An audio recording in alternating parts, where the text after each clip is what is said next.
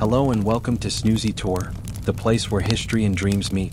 Tonight, we step back in time to medieval England, into the life of a peasant girl named Agnes. Forget castles and knights for now. This story is about the quiet strength of ordinary people. You'll feel the crackle of fire in a smoky cottage, the weight of a wooden bucket at the village well, the aching rhythm of planting seeds in the fields. You'll hear laughter at the midsummer festival, see gifts exchanged under an oak tree, and feel the warmth of family gathered close at night. So, find your comfortable spot, let your breathing slow, and let the simple world of Agnes carry you into sleep. This is not just her story, it's a window into the timeless heartbeat of humanity. Welcome and rest easy with Snoozy Tour. You open your eyes slowly, unsure at first whether it is dawn or still night. The air inside the cottage is thick, heavy with the lingering smoke from yesterday's fire. A faint light seeps in through the wooden shutter that never fully closes, a soft gray glow that tells you morning has arrived. Another day has begun in your small corner of medieval England, the year somewhere around 1300. The first sensation is not light, however, but the ache in your back. Straw does not mold kindly to the human body, and yet this straw mattress is precious. It is laid directly on the packed earth floor, covered with coarse linen that scratches against your skin. No wooden bed frame, no feather stuffing, no soft pillows. Just straw, linen, and the warmth of bodies. You share the mattress with your younger brothers and sister, all tangled together beneath a wool blanket that is rough and itchy but keeps you warm against the chill of the spring air. Your ears adjust before your eyes do. You hear the cluck of hens in the corner, the soft, muffled sound of a cow shifting in the attached shed, and the deep, rasping cough of your father from his spot by the far wall. Above you, faint rustling in the thatch roof reminds you that you are never alone here. Mice, insects, sometimes even birds claim the thatch as their home. You learned long ago to ignore them. This is normal. This is life. Your mother is already awake. She moves quietly but purposefully near the hearth, coaxing the embers back to life. The fire never fully dies if she can help it. It is carefully banked every night, smothered under ash so that a faint glow remains by morning. To let the fire go out completely would mean humiliation, the need to beg a neighbor for embers. Fire is survival, and its continuity is a daily act of care. You rub the sleep from your eyes, listening to the soft scrape of kindling against the hearthstones. A few sparks crackle. Smoke thickens. Soon the room is filled with that familiar biting scent that makes your eyes water and your chest tighten, but you barely notice anymore. Your mother's voice breaks through the haze. "Agnes," she calls softly. "That is you, Agnes, the eldest daughter, 14 years old. The one who can now be trusted with more responsibility than your younger siblings. Come help with the fire." Reluctantly, you slip from beneath the blanket. The earth floor is cool beneath your bare feet. You shiver, tugging your long linen smock, your chemise, down to your ankles. It is the same garment you have worn to sleep for days, for laundry is a rare and heavy task. You own only 2 sets of clothing anyway, one for work and one for rest. Washing them means long hours at the stream, scrubbing and wringing until your arms ache. That will happen later in the week. For now, you live with the faint sour smell of sweat that clings to the cloth. Everyone does. You barely notice. You kneel beside your mother, handing her small sticks and blowing gently at the embers until flames catch. The light grows, licking at the darkness, pushing the shadows back against the walls of woven sticks plastered with mud, clay, straw, and dung, the wattle and daub that form your home. The walls are thick but not perfect. They keep out most of the wind, most of the rain. The cottage is small, just one main room with the hearth at its center, animals in their pen to one side, family to the other. Privacy is a luxury you have never known. Your mother straightens, satisfied with the fire's strength. She stirs the pot hanging above it, where yesterday's porridge still clings to the iron sides. "We'll need more water," she says, her tone matter-of-fact. "And check the hens." She glances at you and you know it is your task. Your siblings are still asleep, small bodies curled together, but your day has already begun. As you move toward the door, you notice the holes in the roof where faint shafts of sunlight filter through. Drops of rain sometimes fall here during storms, landing on your straw bed or the packed dirt floor, and your father places bowls beneath to catch the leaks. It is just another part of living in a thatched cottage. The roof shelters, but it also invites nature inside. You unlatch the heavy wooden door and step outside into the morning. The air is fresh, cool, and clean compared to the smoky haze inside. Dew soaks into the hem of your smock almost immediately. The village is stirring. A few neighbors already walk toward the well, wooden buckets in hand. The sky is pale, streaked with pink and gold, promising another long day of labor. For a moment, you pause on the threshold, stretching your arms, breathing deeply. Your muscles are stiff from sleep and from yesterday's work, but you know the aches will loosen once you begin moving. This is how every day starts. Not with choice, not with indulgence, but with necessity. Somewhere beyond the fields, a church bell tolls faintly, reminding the village of time not by clock but by sound. Life here is measured by bells, by seasons, by the steady rhythm of sunrise and sunset. For you, Agnes, this day will be like so many before it, yet also different. You are old enough now to feel the weight of your role, to understand the fragile balance between survival and scarcity, and to dream quietly of something more than the endless cycle of planting, harvesting, and mending. But first there is water to fetch. The wooden bucket feels rough against your palms as you lift it from the cottage wall. The handle creaks slightly, worn from years of use but still sturdy. Water is needed for cooking, drinking, washing, and the small garden patch behind the house. Every morning begins this way. Without water, nothing else can follow. You step out into the cool dawn. Dew clings to the grass, soaking the hem of your linen smock. The dirt path from your cottage is well worn, pressed down by countless feet, leading toward the village well at the center of communal life. Your leather shoes, patched and stiff, remain by the hearth. You were too drowsy to put them on. Bare feet are quicker anyway, though the stones will sting before long. The village is waking. Thin tendrils of smoke curl from cottage roofs as other families coax their hearths back to life. A rooster crows somewhere, answered by another across the fields. You see neighbors already heading the same direction, buckets swinging, voices carrying in the still air. The well is more than water. It is gossip, news, the heartbeat of the village. "Morning, Agnes," calls Maud, the miller's wife, as you draw closer. She is always first, her bucket already full, her face sharp with curiosity. "Your father to the north field today?" You nod politely, lowering your gaze as you step into line. "Yes, for planting. Best get it done quick. Clouds say rain's coming." Maud always has a prediction, always has something to say. She leans closer. "Did you hear about John Tanner's cow? Calved yesterday, 2 healthy heifers. Lucky man." The women murmur their approval. 2 calves mean more milk, more cheese, more wealth. In a place where survival balances on narrow margins, such news is significant. You grip the rope of the well, calluses on your palms finding their place. The rough fibers bite into your skin as you lower the bucket into the dark shaft. The sound of wood scraping against stone echoes before the faint splash tells you it has reached the water. You pause, letting it fill, then begin the harder work. Hauling it back up, hand over hand, muscles straining. The bucket emerges, dripping and heavy. You brace yourself, lift carefully, and set it on the stone ledge. The cool water glimmers in the pale light, tiny ripples dancing across its surface. Precious. Every drop matters. "Strong girl," remarks Winterfred, the oldest woman in the village, her back bent but her eyes still sharp. "Your mother raised you well." Her words are not idle flattery. They carry weight, for elders' approval is part of your reputation. You smile faintly, shifting the bucket to your hip for balance. The weight pulls at your arm, but you've carried worse. This is the rhythm of life, learned since childhood, and you know how to move so your body endures. On your way back, you detour briefly to the hen boxes beside the cottage. 3 hens cluck restlessly inside, feathers ruffled, eyes bright. You reach gently beneath one and find the warm, smooth shell of an egg. Only one today. Not enough to change a meal, but still valuable. Eggs mean trade, or perhaps a small addition to bread later in the week. You slip it carefully into the pocket of your apron, guarded like treasure. Inside the cottage, the air is thicker with smoke as the fire builds. Your mother stirs porridge in the iron pot, wooden spoon scraping rhythmically. The smell of oats fills the room, plain but comforting. "Did you find eggs?" she asks without looking up. "One," you reply, setting the water bucket down with a heavy thud. "Better than none," she answers, a trace of satisfaction in her tone. "Nothing is wasted here, nothing taken for granted." Your younger siblings are awake now. Matilda, 8 years old, rubs her eyes, hair tangled around her face. Little John clings to your mother's skirt, fussing softly. Thomas, 12, pulls on his tunic, eager to prove himself ready for the fields.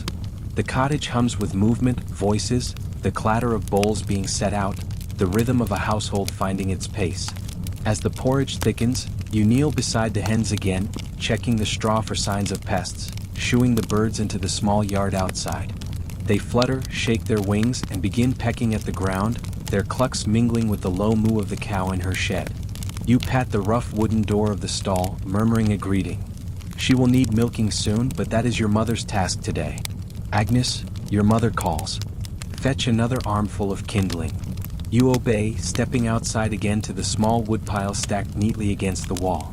The pieces are small, chopped from fallen branches, gathered during winter months when fieldwork was scarce. You carry them inside, feeding them into the fire where the porridge now bubbles thickly. Your father stirs at last, coughing as he pushes himself up from his place near the wall.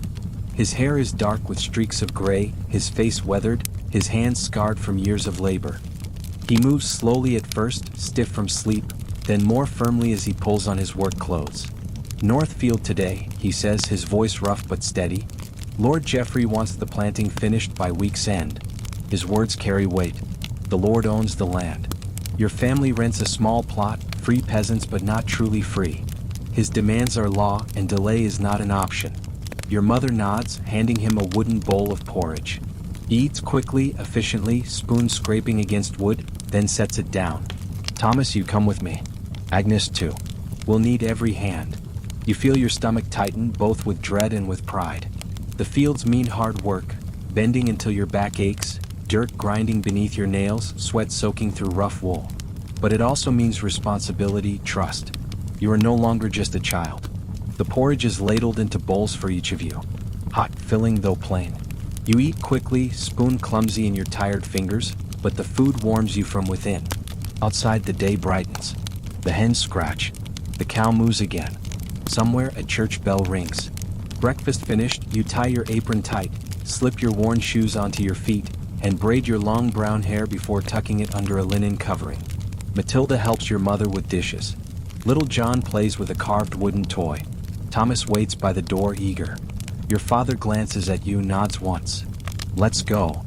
And so begins the walk to the north field, the work that determines whether your family eats through the coming winter.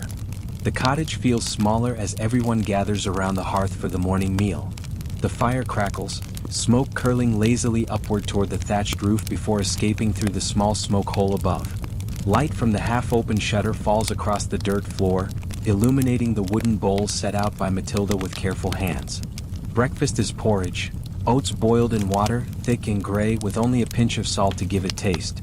On festival days there might be honey drizzled on top, or a splash of milk from the cow. But today is an ordinary day, and ordinary days rarely hold luxuries.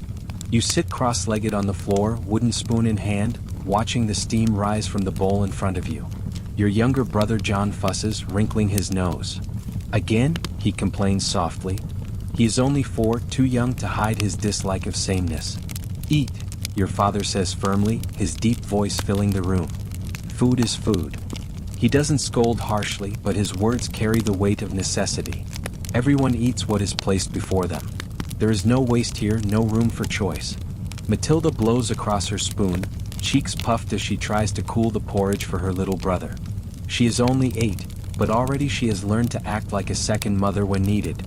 Beside you, Thomas digs in eagerly, his growing body demanding more food than the family can always spare. He is 12, nearly a man, proud of his strength and the work he does beside your father in the fields. Your mother eats slowly, quietly, her eyes watching everything. The children's spoons, the fire's strength, the cow shifting in the shed. She sees more than she ever says. When the last spoonful is gone, she sets her bowl aside, already thinking of the day's tasks. The bowls are rinsed with a little water, scrubbed with rushes, then dried and stacked against the wall. Each was carved by your father during the long winter evenings, his knife shaping wood into tools that will serve the family for years. They are plain but strong. You trace the edge of yours briefly before setting it down, feeling the smooth surface worn by many meals. Your father clears his throat, signaling the division of labor. It is not a formal meeting, but every morning follows the same rhythm, words spoken like ritual. Thomas and I will finish planting in the north field, he says, his gaze sweeping over the family. Agnes will come. Strong hands needed. He nods at you, and you feel a small spark of pride beneath the weight of responsibility. Matilda, your mother adds, you stay with me, washing today and tending the garden. Matilda nods, already imagining the stream, the chatter of women, the cool water on her arms. And John, your father says, looking at the smallest child, who sits with porridge smeared across his cheeks, you'll stay out of trouble. A small laugh ripples through the room, breaking the tension. John grins, pleased with the attention. Lunch will be bread and cheese, your mother says, tying bundles wrapped in cloth. She places one in your hand, heavy and reassuring. The bread is dark, dense, made from barley ground at the mill. The cheese is sharp, pressed from your cow's milk. It is not much, but it will sustain you through hours in the field. Before leaving, you pull your work clothes over your chemise, a woolen kirtle dyed a faded blue with woad. The wool scratches against your skin, but it is strong and will last for years if cared for. Around your waist goes your apron, already stained from days of labor. On your feet, your father's cobbled shoes, patched leather stretched over wooden soles. They are clumsy but practical, protection against the stones and mud you will meet on the path. You braid your long brown hair quickly, fingers working with practiced speed, then tuck it under a linen head covering. Unmarried girls often wear their hair uncovered at festivals, but for work it must be tied back. Stray strands catch on tools, fall into food, or tangle in wind. Practicality always wins. Your father checks the sky through the open doorway. Clouds gather faintly in the distance, gray smudges against pale blue. He grunts, rain before evening. We'll work fast. He shoulders his seed bag, patched and worn, filled with precious barley seeds saved from last year's harvest. Each seed represents the family's future, carefully chosen, carefully guarded. To lose them would be disaster. To plant them carelessly would be worse. Ready? He asks. Thomas straightens, eager. You nod, heart quickening. The fields await, and with them the endless rhythm of bending, dropping, covering, moving forward. Work that shapes your back, blackens your hands, and ties your survival to the earth itself. Before you step outside, your mother touches your shoulder lightly. Mind your work, she says quietly, her eyes steady on yours. Each seed is life. You nod again, more solemnly this time. She does not need to remind you of the stakes. You feel it every day, in every meal, in every ache of your father's hands, in every thread your mother spins by firelight. Life is fragile here, balanced on what the land gives. And it is your task now to help secure that balance. The door creaks as your father pushes it open wide. Sunlight spills in, bright and clean after the dim interior. For a moment, you squint, blinking against the light. Then you follow him out, Thomas at your side, seed bag heavy across his shoulder. Behind you, your mother and Matilda begin gathering laundry. John tugs at his mother's skirt, asking questions, his small voice fading as distance grows. The cottage stands quiet again, smoke curling from the roof hole, hens pecking at the dirt, the cow lowing softly. Ahead lies the dirt path, rutted and uneven, winding toward the north field.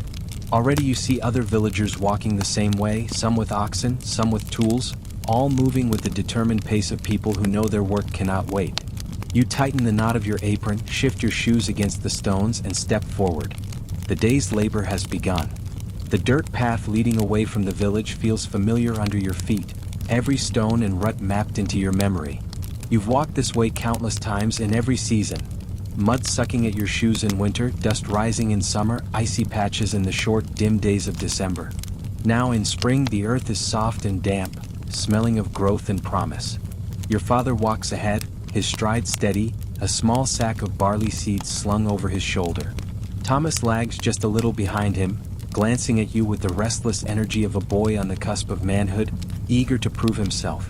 You follow, apron tied tightly at your waist, braid tucked beneath your linen head covering, bucket swinging lightly in your hand. Other villagers join the road as you go. Small groups of families merge like streams into a river, all flowing toward the same fields. Each carries tools.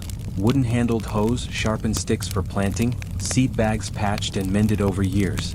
A cart pulled by oxen creaks past, laden with heavier equipment for the wealthier tenants. The animals snort and stomp, impatient with the slow pace. The morning air is filled with greetings, half shouted over the clatter of footsteps and wheels. God give you good day, one man calls, raising a hand. Your father nods in return, not wasting words. He saves his breath for work. You glance around, absorbing the sight of your world beyond the cottage walls. Fields stretch outward in strips, long narrow bands of earth assigned to each family. No fences separate them, only invisible lines everyone respects. The land belongs to Sir Geoffrey, the lord who controls your village and several others nearby. You and your neighbors rent your plots from him, paying in grain, labor, and loyalty. Freedom, but only just. At the edge of the path stands the village priest, a tall figure in a plain wool robe. He raises his hand in blessing as workers pass. "May your fields be fruitful," he intones, voice solemn.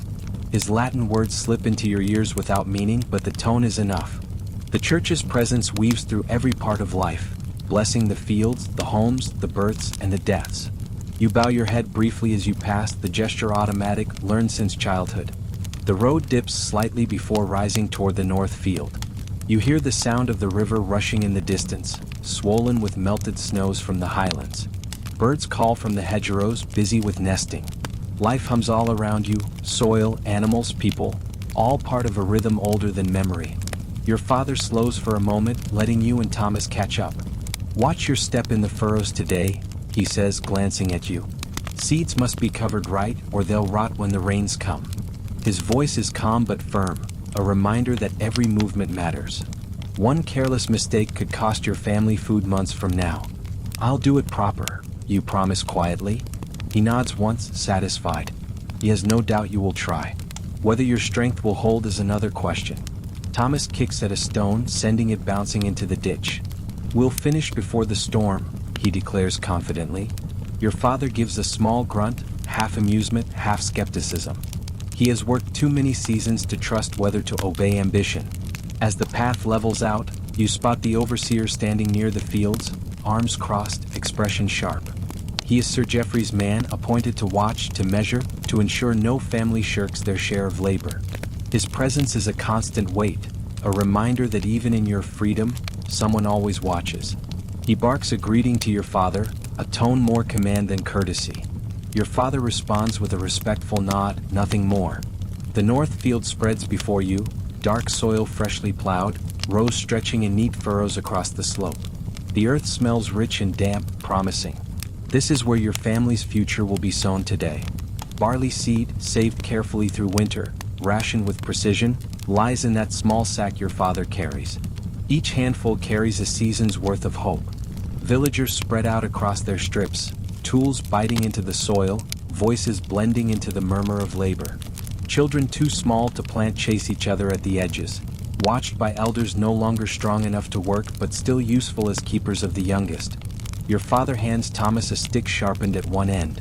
"You make the holes," he instructs. Then he turns to you, lowering the seed sack from his shoulder. "Agnes, you follow. 2 seeds in each, no more. Cover with your foot. Careful, steady. This field must feed us through winter." You take the sack, surprised at its weight despite its small size. The cloth is rough beneath your fingers, the seeds within shifting with each step like something alive. You know with a certainty that tightens your chest, that this is not just work. It is survival. Your father steps into the first furrow, bending with practiced ease, his hands already black with soil. Thomas jabs his stick into the earth, leaving small holes in his wake. You follow, heart quickening, leaning down to drop 2 seeds into each hollow, pressing them in with your foot.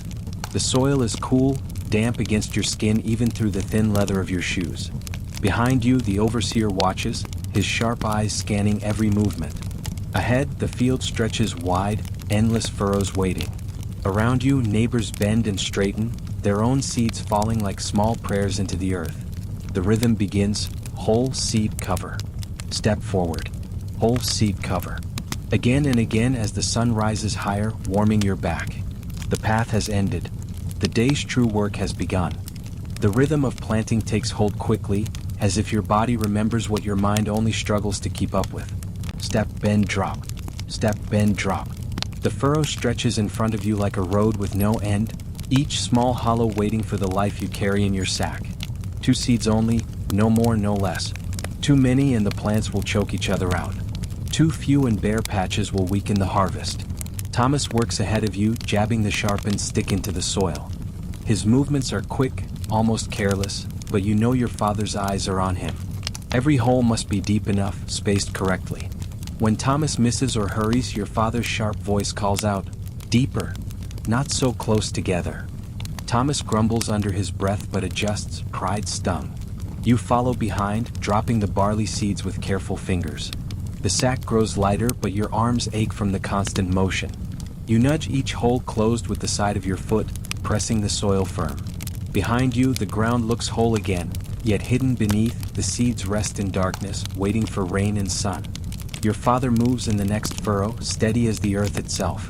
He bends and straightens, his broad back already damp with sweat. Years of work have carved him into this motion. His hands are thick and scarred, his face leathered by wind and sun. This field is his lifetime written in soil. Around you, other families labor in their strips. Voices rise and fall. Men calling instructions, women laughing softly despite the ache in their backs, children singing to distract themselves from the monotony. The air is alive with the scrape of tools, the thud of footsteps, the murmur of effort. It is back-breaking work, yet done together it carries a strange energy. You are not alone in your struggle. By mid-morning your lower back protests with every bend. Your hands are black with soil, grit lodged under your fingernails. Sweat trickles down your temples, stinging your eyes. You wipe it with the back of your sleeve, leaving a smear of dirt across your cheek. Still you keep moving. There is no stopping. Not until the sack is empty, not until the field is sown. "Good pace," your father mutters as you pass close to him, his tone more approval than criticism. His words are few but they settle in your chest like warmth. Praise is rare and you treasure it. The overseer circles slowly, his gaze sweeping over the workers. He carries no tool, no seed, only a wooden staff as a symbol of authority. His task is to ensure each family completes their allotted share. You feel his eyes on you now and then, a sharp prick at the back of your neck. You do not falter. You will not give him reason to speak. At last your father calls for a pause. The sun has climbed higher, burning away the cool edge of morning. He wipes his brow with the back of his hand, then gestures toward the oak tree at the field's edge. Bread and cheese. Gratefully, you sink onto the grass beside Thomas, untying the cloth bundle your mother packed. The bread is dark and heavy, baked from barley meal, its crust thick and hard. You break it with effort, handing half to Thomas. The cheese is sharp, its flavor strong against the bland bread. You chew slowly, savoring each bite as if it were more than it is. Hunger makes even plain food precious. Other families rest nearby, murmuring in low voices.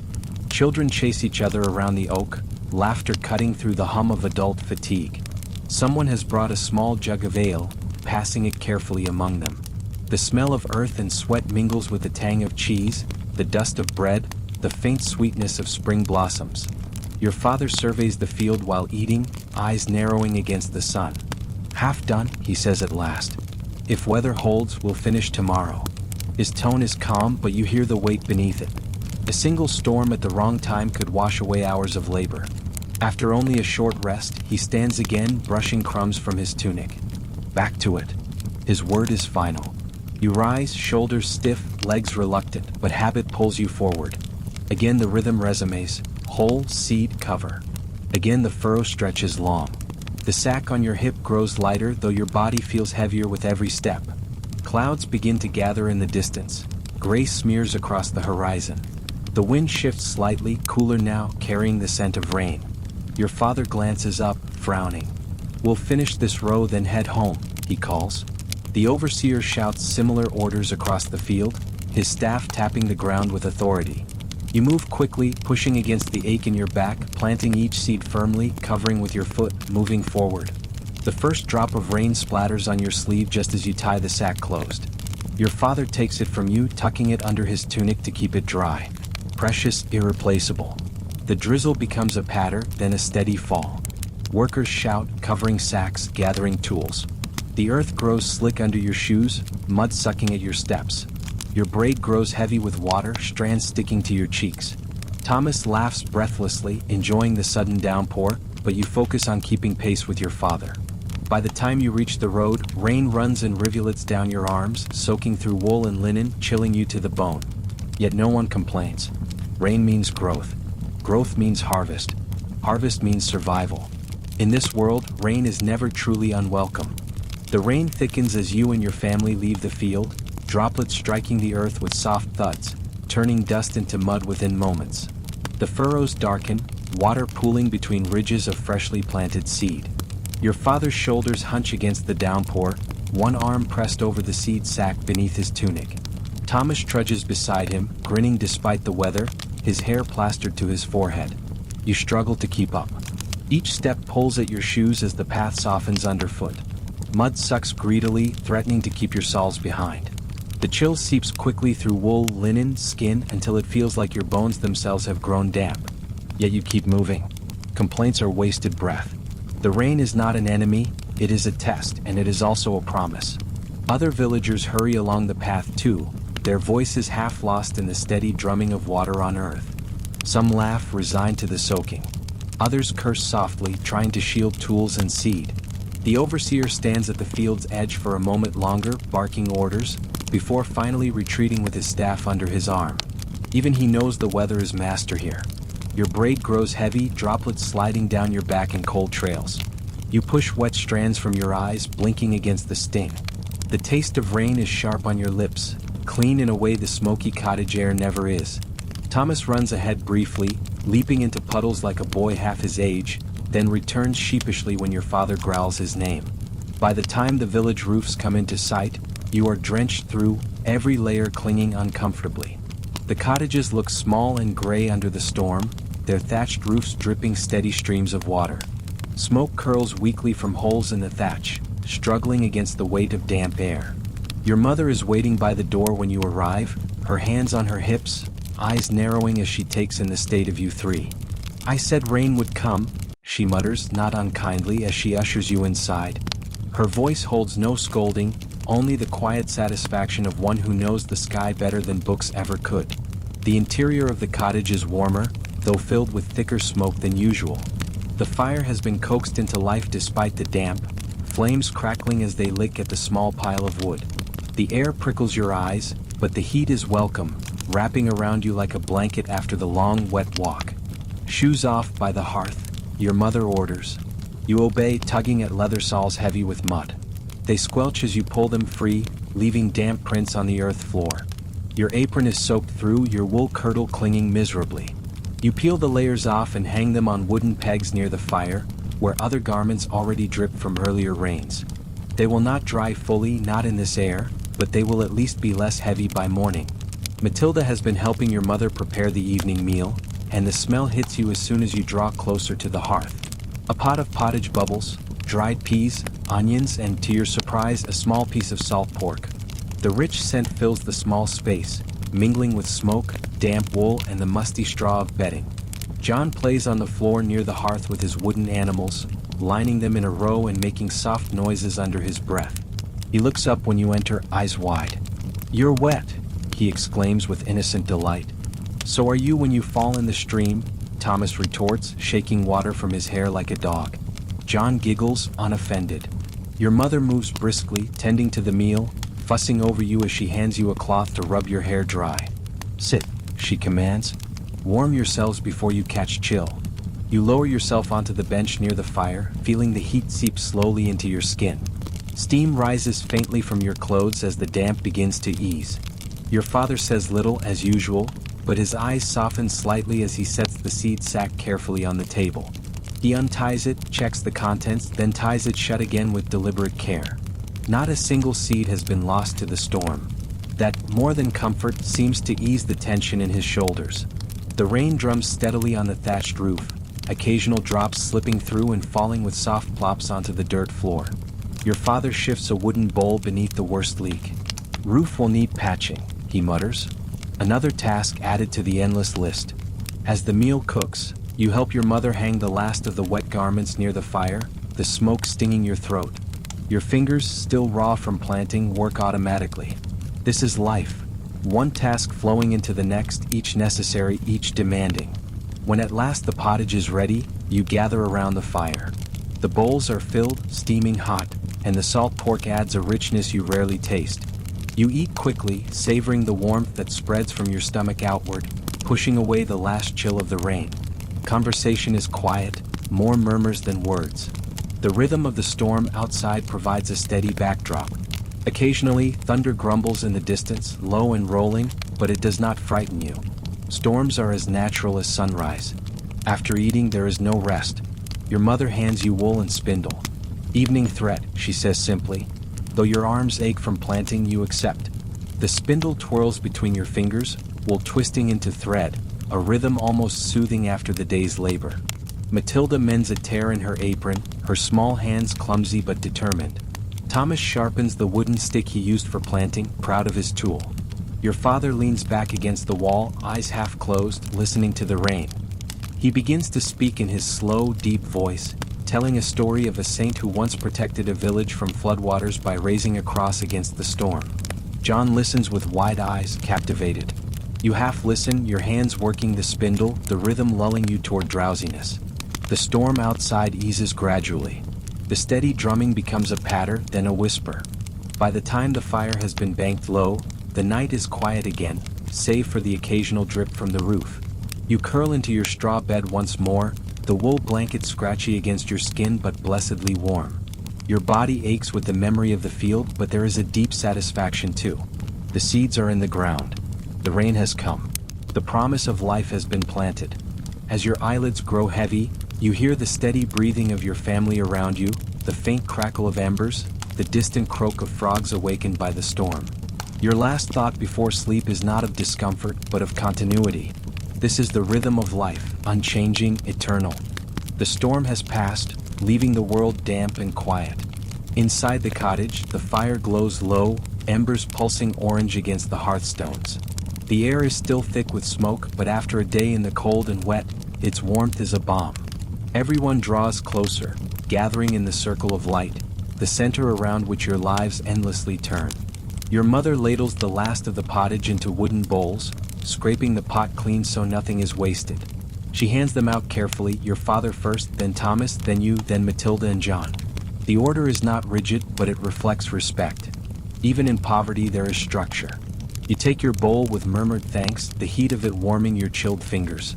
The food is simple, yet it fills the hollow left by the long day.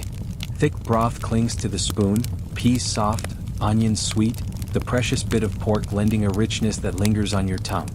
You chew slowly, savoring each mouthful, aware of how quickly the meal will be gone. Around you, the only sounds are the scrape of spoons, the occasional sigh, the soft crackle of the fire.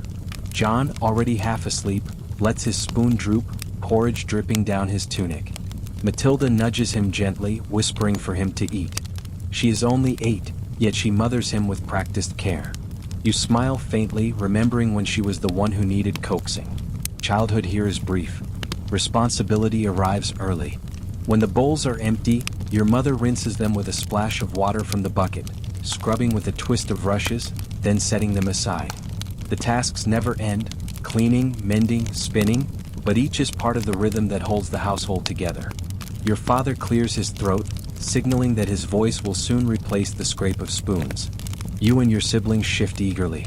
Story time is no luxury here, it is tradition. Words are as important as bread, carrying lessons, laughter, and faith through generations. Few in the village can read, but stories weave history, memory, and meaning into the lives of even the poorest. Tonight, your father says, his voice deep, steady, you'll hear of St. Cuthbert again. His eyes crinkle slightly at the corners. He knows this tale is a favorite. You lean forward as he begins, the firelight flickering across his weathered face. He speaks of the saint who wandered wild coasts, who prayed so long in icy seas that otters came to warm his feet, who healed the sick with nothing more than faith. His voice rises and falls, low and soft, then strong and sure, like waves against a shore. Thomas listens intently, chin propped on his fists. Matilda leans against your shoulder, eyes wide. John's eyelids droop further, though he fights to stay awake, determined not to miss the ending. Your mother spins wool all the while, her spindle turning rhythmically, thread forming steadily in her practiced hands. Her work never stops, even during stories. But you notice the faint smile on her lips. She listens too. When the tale reaches its end, silence lingers briefly, the fire crackling in its place. Then Thomas speaks, his voice low. Do you think saints really walk among us, Father? Your father gazes into the embers. Saints are men and women no different in body than you or I. What makes them holy is their faith, their endurance. Who's to say one of us could not be a saint, if we lived as they did? His words hang in the air, heavy, thought-provoking. Matilda's small voice pipes up. Agnes has the name of a saint. She looks at you, smiling proudly. Maybe she will be one. Heat rises to your cheeks, not from the fire, but from her words. You laugh softly, shaking your head. I think I'll stay here in the cottage, not in icy seas. But secretly, a flicker of longing stirs. To be seen as more than just a girl with calloused hands and muddy shoes. To imagine that you might matter in a story told to children one day. As the fire burns lower, your mother sets aside her spindle and pulls out a garment to mend. She threads her needle in the dim light, squinting as she sews patches into Thomas's tunic. You take your own small bundle of wool, setting your spindle twirling, the motion hypnotic, calming after the strain of the day. The wool pulls and twists between your fingers, becoming thread that may one day be woven into cloth, then into a tunic, then worn until patched and repurposed again. Nothing here is wasted. Outside, the night hums quietly. The rain has left the earth fresh and heavy, and the thatch above creaks as it settles under the damp. Occasionally, a drop of water slips through, landing with a soft plop on the floor. Your father moves the bowl beneath it slightly, catching the leak. The roof will need mending when weather clears, another task waiting its turn. Gradually, the cottage slows. John falls asleep fully, curled beside the fire with his wooden animals clutched to his chest. Matilda's head droops against your shoulder. Thomas yawns, rubbing his eyes, though he insists he is not tired. Your father banks the fire carefully, piling ash over embers so they will last until morning. Fire is life, and its careful tending is an act of survival repeated night after night. Your mother traces the sign of the cross over each child before bed. Religion is not separate here. It is woven into every act, every hope, every fear. Saints bless the fields. Prayers guard against storms. Faith fills the spaces where answers are absent. Finally, you lie down on the straw mattress again, the wool blanket scratchy but warm, your siblings pressed close, their breathing steady. Your muscles ache from the field, your hands raw, your clothes still faintly damp. Yet there is comfort too, in family gathered close, in the rhythm of tasks completed, in stories shared by firelight. The embers glow faintly in the dark, their light fading slowly, like thoughts slipping toward dreams. You close your eyes, listening to the quiet breathing of your family, the soft drip of rain beyond the walls. Tomorrow will bring the same rhythm, the same work, the same aches. But tonight, wrapped in warmth and words, you feel safe. Long after stories fade and the cottage grows quiet, one presence still remains alive in the darkness: the fire. It is not large, not the roaring blaze of noble halls or festival bonfires, but a humble, smoldering bed of embers at the center of your home. To outsiders, it might look weak, nothing more than a few faint orange glows beneath ash. To you, it is life itself. Your father crouches low, poking carefully at the hearth, ensuring the embers are covered just enough to sleep without dying. He uses a flat piece of wood, pushing ash over the glowing coals until they are hidden, faint warmth still pulsing beneath. The motion is deliberate, practiced. His hands move like a priest performing a ritual, for in a way it is one. Fire must not die. You lie awake on the straw, watching his silhouette against the faint glow. The air still smells of smoke, heavy and sharp, clinging to every surface. The walls, the clothes hanging near the hearth, your very hair. You are used to it. For you, smoke is not nuisance but a companion.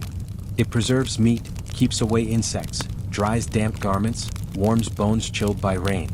It is always here, part of the air you breathe. Once, when you were smaller, the fire did go out. You remember the panic, your mother's sharp command to fetch from the neighbor's hearth. You ran barefoot through mud, bucket in hand, cheeks burning with shame as you asked for what should have been guarded carefully in your own home. That memory has never left you. Since then, you watch the fire closely, feeling its presence like another member of the family. Now, as your father finishes banking the embers, he glances around the room, making sure all is in place. The hens are settled in their corner, soft clucking barely audible. The cow shifts once in her stall, hooves thudding against wood, then quiets. Your siblings are already deep in sleep, breaths steady, bodies warm against yours beneath the blanket. The cottage itself creaks, settling into silence. Only the faint crackle from beneath the ash reminds you that something alive is being guarded through the night. Morning comes too soon. Pale light pushes through the cracks in the shutter, landing across your face, pulling you from dreams. Your back protests as you sit up, stiff from straw and labor, but routine drives you forward. Before anything else, before water, before animals, before food, the fire must be woken. You slip from the blanket, padding across the cold earth floor. The air inside is damp and still. The hearth looks lifeless, gray ash piled high. But you know the truth. Beneath the surface, embers still pulse. You kneel, blowing gently at the ash, the faintest orange glow peeking through. You add a twist of dry straw, a few small sticks, breath steady and careful. Smoke curls upward, thin at first, then thicker. The glow deepens, bursts, and suddenly flame leaps once more, fragile but alive. Warmth spills out, chasing the night's chill. You feel pride stir in your chest. You have coaxed the fire awake. The household can begin again. Your mother joins you, nodding with approval as she stirs the iron pot hanging over the rekindled flame. Yesterday's porridge crust still clings stubbornly to the sides. She pours in water from the bucket, scraping with her wooden spoon until the mixture loosens into something edible. Nothing is wasted. Even scraps hardened overnight become the base of a new meal. The day's work will depend on the fire's strength. It must boil water for washing, cook food for the field, heat iron tools when repairs are needed, dry herbs hung from the rafters. Without it, every task slows, every comfort disappears.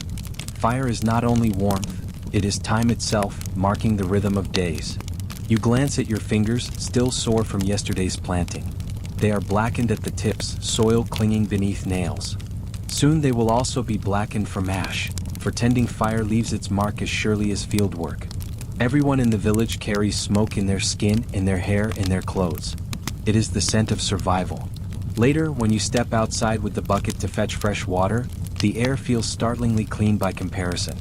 The cool breeze carries scents of wet earth, new grass, blossoms from hedgerows. You inhale deeply, then cough faintly, realizing your lungs crave both, the freshness outside and the smoky hearth that anchors your family inside. At the well, women trade stories of fire as easily as gossip. Someone's chimney hole clogged with soot, filling the cottage with unbearable smoke. Another's embers died, forcing them to borrow shamefacedly from a neighbor. A third boasts that her hearth has not gone cold in 20 years. The pride is real, for to keep fire alive is to keep a household secure. When you return, your mother has added a pinch of salt to the morning porridge, rare luxury. The fire crackles happily, its flames licking the pot, heat radiating into the small room.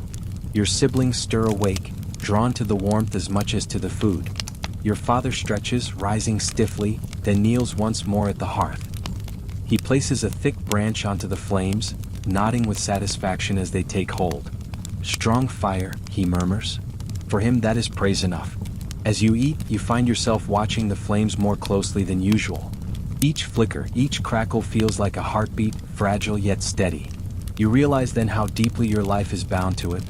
Without fire, there is no warmth in winter, no food in spring, no hope of comfort on long nights. The fire is not just fuel, it is memory, continuity, the thread that ties yesterday to today and today to tomorrow. When breakfast is done and bowls are set aside, your father looks toward the door, preparing for another day in the fields. Your mother gathers laundry for washing. Matilda ties her hair back clumsily. John toddles after the hens. And you glance once more at the hearth, flames dancing in the dim cottage. It seems to breathe with you as though it too is part of the family. Before stepping outside, you whisper almost unconsciously, "Stay alive." And in the faint crackle of flame, you imagine it answers.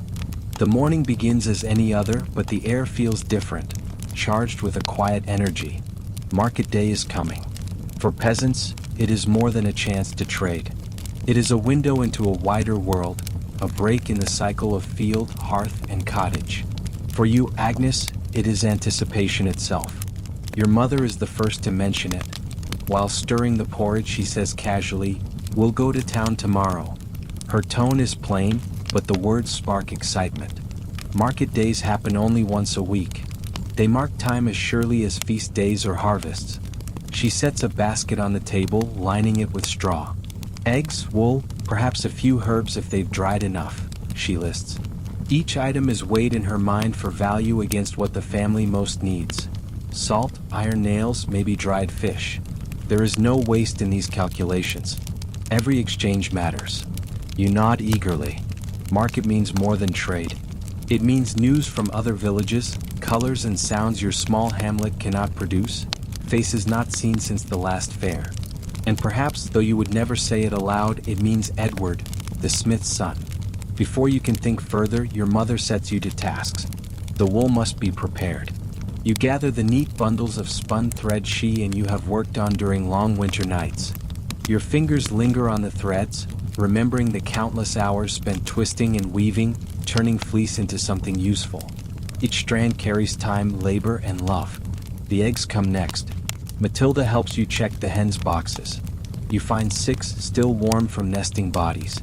Your sister cradles them carefully, her small hands trembling with the weight of responsibility. One broken egg could mean less salt, less trade, less survival. She places them in the straw-lined basket, each cushioned against jostling. Careful, your mother warns, though her eyes soften as she sees how seriously Matilda works. These small acts are lessons, training younger children to value what little your family has. By midday, your mother has begun baking bread for the journey. Not soft wheat bread, that luxury belongs to town folk, but dense barley loaves, heavy and filling. One will be eaten on the road. The others are for trade. You help knead the dough, pressing with the strength left in your arms, folding and turning until your back aches. The bread will bake in the communal oven, smoke curling from the village like a signal that tomorrow is no ordinary day. The afternoon is spent in preparation. Clothes are checked, patched if needed. Your mother insists you wear your best kirtle tomorrow, a faded but carefully mended blue. It is not noble silk, but it shows effort, respectability. She even produces a small strip of linen soap, saved for such occasions. You wash your hair in the stream despite the chill, the herbal rinse making it shine. For once, your reflection in the rippling water shows more than just a tired peasant girl. Your father notices too. "Don't dawdle at the stalls," he mutters, but there is no sharpness in his voice. He knows the excitement market brings. He himself remembers being young, walking through crowds with eyes wide, feeling the world stretched beyond the village fields. That evening, supper is quieter than usual, everyone tired from preparation. Yet there is a hum beneath the silence, a shared awareness that tomorrow will not be ordinary. Even John senses it, fidgeting with excitement though he barely understands why. After the meal, your father sharpens the knife you'll take for cutting cheese at the stall.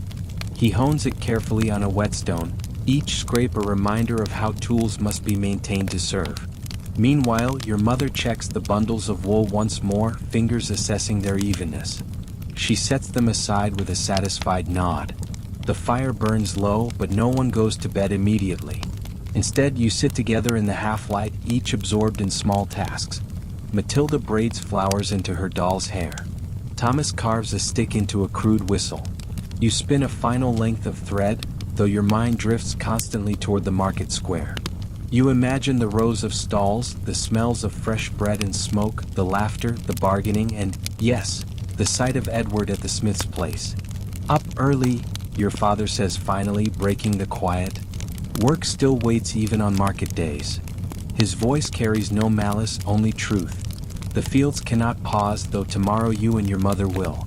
Sleep comes slowly that night. You lie on the straw mattress, the wool blanket heavy across your shoulders, listening to the steady breathing of your siblings. Outside, the rain has cleared. The sky is sharp with stars, each one distant but steady, like the rhythm of your life. You close your eyes, imagining tomorrow's walk. The bustle of town, the stalls, the faces, the possibilities. Morning will come soon. The morning arrives crisp and clear, sunlight filtering through the shutters with unusual brightness. Even before your mother calls your name, you are already awake. Market day. The thought alone pulls you from the straw mattress more quickly than usual. The cottage bustles earlier than normal. Your father and Thomas prepare for the fields as always, but their movements are brisker, their words fewer.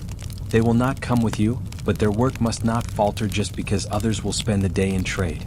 Your mother sets out the basket, already packed with care. The 6 eggs cushioned in straw, the bundles of wool tied with twine, a small loaf of dense barley bread wrapped in cloth. She adds one last item, a sprig of herbs carefully tied together. "For Mistress Elena," she explains. she'll pay fair. Breakfast is simple. Porridge again, though this time with a drizzle of honey. A luxury, a small blessing to begin the day. You eat quickly, nerves humming beneath your skin, as though your body knows the world will be larger once you step beyond the village. Agnes, braid your hair neatly, your mother reminds you. She hands you a strip of linen to cover it once plaited. Market requires order, presentation. You obey, fingers working swiftly, pulling the strands into a tidy braid before tying it off. The covering goes over, plain but proper. When the time comes, Matilda clings to your hand briefly. "Bring me something sweet," she pleads. You smile, though you know how rare such treats are. Still, you promise because hope is part of love. With the basket balanced on your mother's hip and a cloth sack slung over your shoulder, the two of you step out into the morning. The road stretches ahead, a ribbon of packed dirt winding between hedgerows and fields, glistening with dew. You are not alone. Other villagers are already walking, men and women with baskets, carts, and even livestock. Voices call greetings, laughter rings in the cool air. The sense of community is stronger on days like this, when everyone moves together toward the same goal. Mistress Elena, the herb woman from the next village, joins your path. Her basket releases a faint fragrance of dried plants, lavender, sage, thyme. "Good day for trade," she remarks, falling into step beside your mother. They begin to exchange news: whose cow calved, whose child fell ill, what rumors drift from the Lord's manor. You listen quietly, absorbing everything. For peasants, news is as precious as salt. The road grows busier as you approach the town.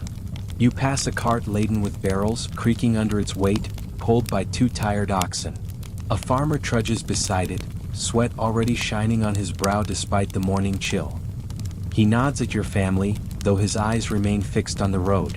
Children dart about, playing as they walk, chasing each other with sticks or singing fragments of songs. One little girl carries a bundle of turnips almost too large for her arms, determined to contribute to her family's trade. Her seriousness makes you smile. As the sun climbs higher, the walk grows warmer. Dust rises beneath your shoes, clinging to hems. Your basket grows heavier with each step, though you say nothing. To complain would be weakness. Instead, you shift your shoulder, grit your teeth, and carry on. The first sight of the town is always a thrill. From the rise of the road, you see it nestled behind a low stone wall, buildings clustered tightly around a central square. The roofs rise higher than your cottage, some with wooden shingles, some with tile. To your eyes, it feels grand, though you know townsfolk see it as modest. The gate is open, no guards today. You pass beneath the arch, the sudden noise startling after the quiet of the road. Market day fills every corner with sound. The calls of sellers, the cries of animals, the clatter of wheels, the babble of voices. The air is alive with smells: fresh bread, hot tallow, dung, smoke, and something sweet you cannot quite name. You grip your mother's arm instinctively, the press of the crowd both exhilarating and overwhelming. People brush past, faces unfamiliar. Townsfolk dressed in finer wool, merchants with purses jingling at their belts, craftsmen with tools strapped proudly at their waists. "Stay close," your mother warns, her voice steady despite the chaos. You nod, clutching the sack of wool tighter against your side. The market square spreads before you, stalls forming crooked rows. Bright cloths flutter, tables groan under goods, chickens squawk in cages. The sheer variety is dizzying. Pottery painted with patterns you've never seen, shoes finer than anything your father could cobble, ribbons dyed colors richer than your faded blue kirtle. You pause, your eyes wide, heart beating faster. This is the world beyond the fields and cottage, vast and alive. For a moment, you forget the heaviness of the sack on your shoulder, forget the aches of planting. All you feel is possibility. "Come," your mother says firmly, steering you toward the miller's stall. "Duty first. Trade must be made before eyes can wander." The miller greets you with a nod, flour dusting his clothes, his thick hands already reaching for the wool. Negotiation begins, the familiar rhythm of offers and counters. You watch intently, learning with every word. Trade is not just about goods. It is about respect, reputation, memory. Still, as your mother haggles, your gaze drifts. Across the square, near a blacksmith's stall, you spot him. Edward. Taller than last time, shoulders broader, hammer at his belt. He looks up, as though sensing your eyes, and for the briefest moment, your gazes meet. Heat rushes to your cheeks, and you look quickly away. The miller presses his final offer, your mother agrees, and salt changes hands for wool. But your mind is not on the trade. It is already across the square where Edward stands. Tomorrow will be like yesterday again, fields, hearth, spinning. But today is different. Today is possibility. The market square is a storm of movement and noise. Every direction offers something to hear, smell, or touch. A piper plays a bright tune at the edge of the crowd, his notes nearly lost among the clamor of bargaining voices. Chickens flutter in wicker cages, their wings beating furiously when children press too close. A pig squeals somewhere behind you, struggling against its tether. Your mother, basket in hand, moves with purpose through the chaos. She knows exactly where to go, first to the salt merchant, then to the dried fish seller, then perhaps to barter with the woman who sells spices in tiny packets. Each step has meaning. To walk without direction here is to risk being cheated, distracted, or simply lost in the noise. You follow closely, your sack of wool bumping against your hip. The smell of baking bread drifts temptingly through the air. You see loaves stacked high, some white and soft, made with fine flour. You know your family cannot afford them, but still you stare, imagining their lightness against your tongue. Eyes forward, your mother reminds you, though not unkindly. We trade first, then we look. At the salt stall, a thin man with sharp eyes measures out the precious grains, every handful watched carefully by both sides. Salt is worth more than most metals here, its ability to preserve food giving it almost magical value. Your mother places eggs on the counter, each cushioned in straw, then adds 2 small bundles of spun wool. Her voice is steady, firm, never wavering as she counters the merchant's attempts to undervalue her goods. You watch, absorbing her every word. Someday this will be your work, to guard your family's wealth with your voice and wit as much as with your hands. Finally, the deal is struck. A small pouch of salt, wrapped tightly in cloth, and a handful of dried apples. Your mother's eyes gleam with quiet victory. Next comes the fish seller. The air around her stall is thick with the briny scent of preserved herring, stacked neatly in wooden barrels. She eyes your wool skeptically, poking at the fibers with fingers calloused from years of brine. Too coarse, she declares. Strong and even, your mother replies sharply. It will last longer than your herrings. The exchange continues until finally the woman relents. 2 fish, salted and wrapped, are traded for the last of the wool. Tonight's meal will be richer for it. Trade done, your mother relaxes slightly. Go on, Agnes, she says, adjusting the basket on her hip. But meet me at the church steps when the bell rings for midday prayers. Freedom. You nod eagerly, clutching your small pouch. Not coins, but a few dried apples your mother allowed you to keep. Enough for a treat, perhaps. The square opens before you now, no longer just a place of duty but of wonder. You wander past stalls where bright ribbons shimmer in sunlight, dyed red, green, and yellow. You finger one briefly, marveling at its softness, but quickly step back when the merchant's eyes fall on you. You have nothing to pay. Nearby, a potter displays bowls glazed in colors like sky and earth. They shine in a way wooden bowls never can, but their price is out of reach. You admire them silently, imagining what it would feel like to eat from such beauty. Laughter draws your attention to a group of girls your age, clustered near the baker's stall. They whisper and giggle, their eyes darting toward the smith's booth. You know before you even look who they are watching. Edward stands at the edge of his father's stall, a small anvil before him, hammer in hand. He works even here, shaping a simple hinge, sparks leaping with each strike. The rhythm of his blows is steady, confident. His hair is damp with sweat, but he does not seem to notice. His movements have the grace of practice, the authority of someone learning a craft that will carry him through life. You hesitate, your heart quickening. You remember the smile he gave you last market, the question about the midsummer fair. Would he remember you now, among all these faces? Your question is answered when he glances up. His eyes search briefly, then find yours. Recognition lights them, followed by a small, unmistakable smile. The same warmth you remember, only stronger. The other girls notice, their whispers sharpening, but you hardly hear them. Your cheeks flush, your stomach twists. Every instinct tells you to look away, to retreat, but something steadier anchors you. You remember your mother's calm voice at the salt stall, the way she did not flinch under sharp eyes. You take a breath and step closer. Edward sets down his hammer as you approach. "Good day, Agnes," he says, his voice carrying just enough to be heard over the market noise. He remembers your name. That alone sends a rush of pride through you. "Good day," You reply, your voice softer than you intended. You glance at the hinge cooling on the anvil. You're working even here? He shrugs, smiling faintly. Practice never stops. And a smith without his hammer looks like a farmer without a field. He gestures toward the metal. This one's for the tavern door. Strong enough to hold against drunks leaning too heavy. You laugh quietly, surprising yourself. The tension eases. For a moment, it feels as though the bustle of the market has fallen away, leaving just the two of you. Will you be at the midsummer fair? He asks, his words quick as though afraid the moment will be stolen.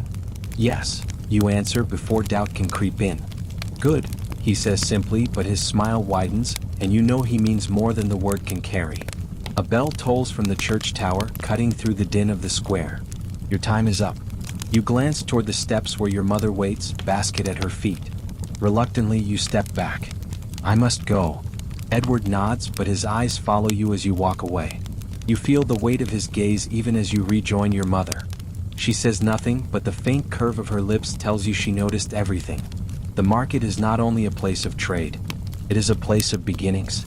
The church bell tolls again, louder this time, its voice commanding the crowd to pause. The hum of the market softens as people drift toward the stone church at the square's edge. The building is not large compared to the great cathedrals you've heard stories of, but to your eyes it is massive. Thick walls of gray stone, a wooden door banded with iron, and a bell tower that seems to scrape the clouds. Your mother gathers the basket and nods for you to follow. Together you weave through the crowd, joining villagers and townsfolk alike. Inside, the coolness is immediate, a relief after the press of heat and bodies outside. Candles flicker along the altar, their wax scent mingling with incense smoke that curls lazily upward. The priest stands ready in his vestments, a man both familiar and distant. His Latin words roll over the congregation, mostly unintelligible to you, yet strangely comforting in their rhythm. Everyone kneels on the hard stone floor, heads bowed. You mimic your mother's movements, making the sign of the cross, whispering your own silent prayers. You pray for the barley seeds planted in damp soil, for your father's aching back, for Matilda's small hands learning to spin, for John's laughter to last through hard winters. And perhaps, though you blush to think it, for Edward's smile. You do not name him aloud, but God hears what hearts do not say. The priest raises his hands, blessing the crowd. Pax vobiscum, he intones, peace be with you. The words ripple back in murmurs, et cum spiritu tua, and with your spirit. The service is short, but its weight lingers. You rise, knees stiff, and follow your mother back into the sunlight. The market resumes almost instantly, noise swelling like a river released, but you feel steadier, as if the prayers have bound the day together. Your mother allows one small indulgence before leaving. From a baker's stall she buys a loaf of wheat bread, soft and pale, nothing like the dense barley loaves of home. She hands it to you, and together you tear off pieces, eating as you walk. The taste is sweet, almost shocking in its softness. You savor every bite, knowing how rare it is. Did you enjoy yourself? Your mother asks quietly as you leave the square. Her eyes flicker sideways, sharp as ever. Yes, you answer simply. And the smith's boy? You flush, clutching the bread tighter. He spoke to me. Her mouth curves slightly, though she keeps her gaze ahead. A good trade, that one. Strong hands. A steady future. Remember, Agnes, admiration is fine, but a household is built on labor. You nod, though your mind lingers on Edward's voice, the way he said your name. Labor and love, perhaps both can live together. The road home feels shorter, though your legs ache and the basket grows heavier with each step. The crowd thins as villagers peel off toward their own hamlets, leaving you and your mother walking together beneath the summer sky. Birds wheel overhead, their cries sharp against the hum of insects rising from the fields. Along the way, you pass neighbors carrying their own winnings from trade, dried beans, bits of cloth, even a jug of ale. They call greetings, voices buoyed by the success of market day. There is camaraderie here, the sense that though each family struggles, together you endure. By the time your village roofs come into sight, the sun has begun its slow descent, shadows stretching long across the fields. Your father and Thomas are still at work, bent over the furrows, their figures outlined against the sky. They raise a hand in greeting as you approach, sweat shining on their brows. At the cottage, Matilda and John rush to meet you. What did you bring? Matilda cries, eyes wide with expectation. You smile, opening the basket to reveal the dried apples and precious salt wrapped in cloth. Matilda claps her hands, John squeals with delight.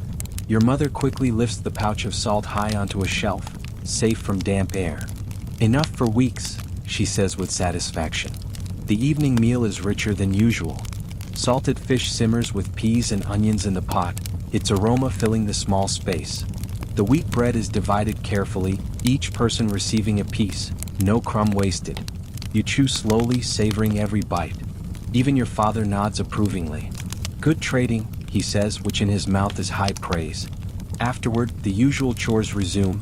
Garments hung near the fire, wool spun, animals tended, but there is a softness to the air, the kind that follows a day well spent. Your siblings chatter about the apples.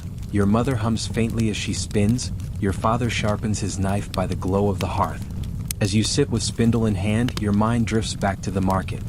The press of the crowd, the shimmer of ribbons, the smell of bread, the clang of Edward's hammer. His smile, his words, the promise of midsummer.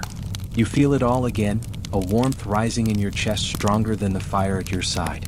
Night settles quietly. Rain has left the earth damp but sweet-smelling, frogs croak in the distance, and the roof creaks as it dries. You lie down on the straw once more, muscles aching but heart strangely light. The salt is safe, the wool traded, the family fed. And somewhere beyond the village, a boy with steady hands wears your gift at his belt. Sleep comes gently, carrying you on the rhythm of breathing all around you, the chorus of a family alive, safe, and together. Life after market day settles back into familiar rhythm. The excitement of stalls, music, and unfamiliar faces lingers in your memory, but the village demands constancy. Seeds must be tended, animals fed, gardens weeded. Your family cannot live on salt and dried apples alone. The fields stretch wide and brown, tiny green shoots just beginning to break the soil. You spend long hours bent over them, plucking weeds that threaten to steal what little strength the seedlings have. The sun beats down, your back aches, and dirt works its way into every crease of your hands. But when you straighten and see the rows neat, the plants free to grow, pride swells quietly in your chest. This work is not glorious, but it is necessary. Your father's voice is a constant presence in the field. Careful, Agnes. Don't pull too close. Let the roots breathe. His tone is firm, not harsh.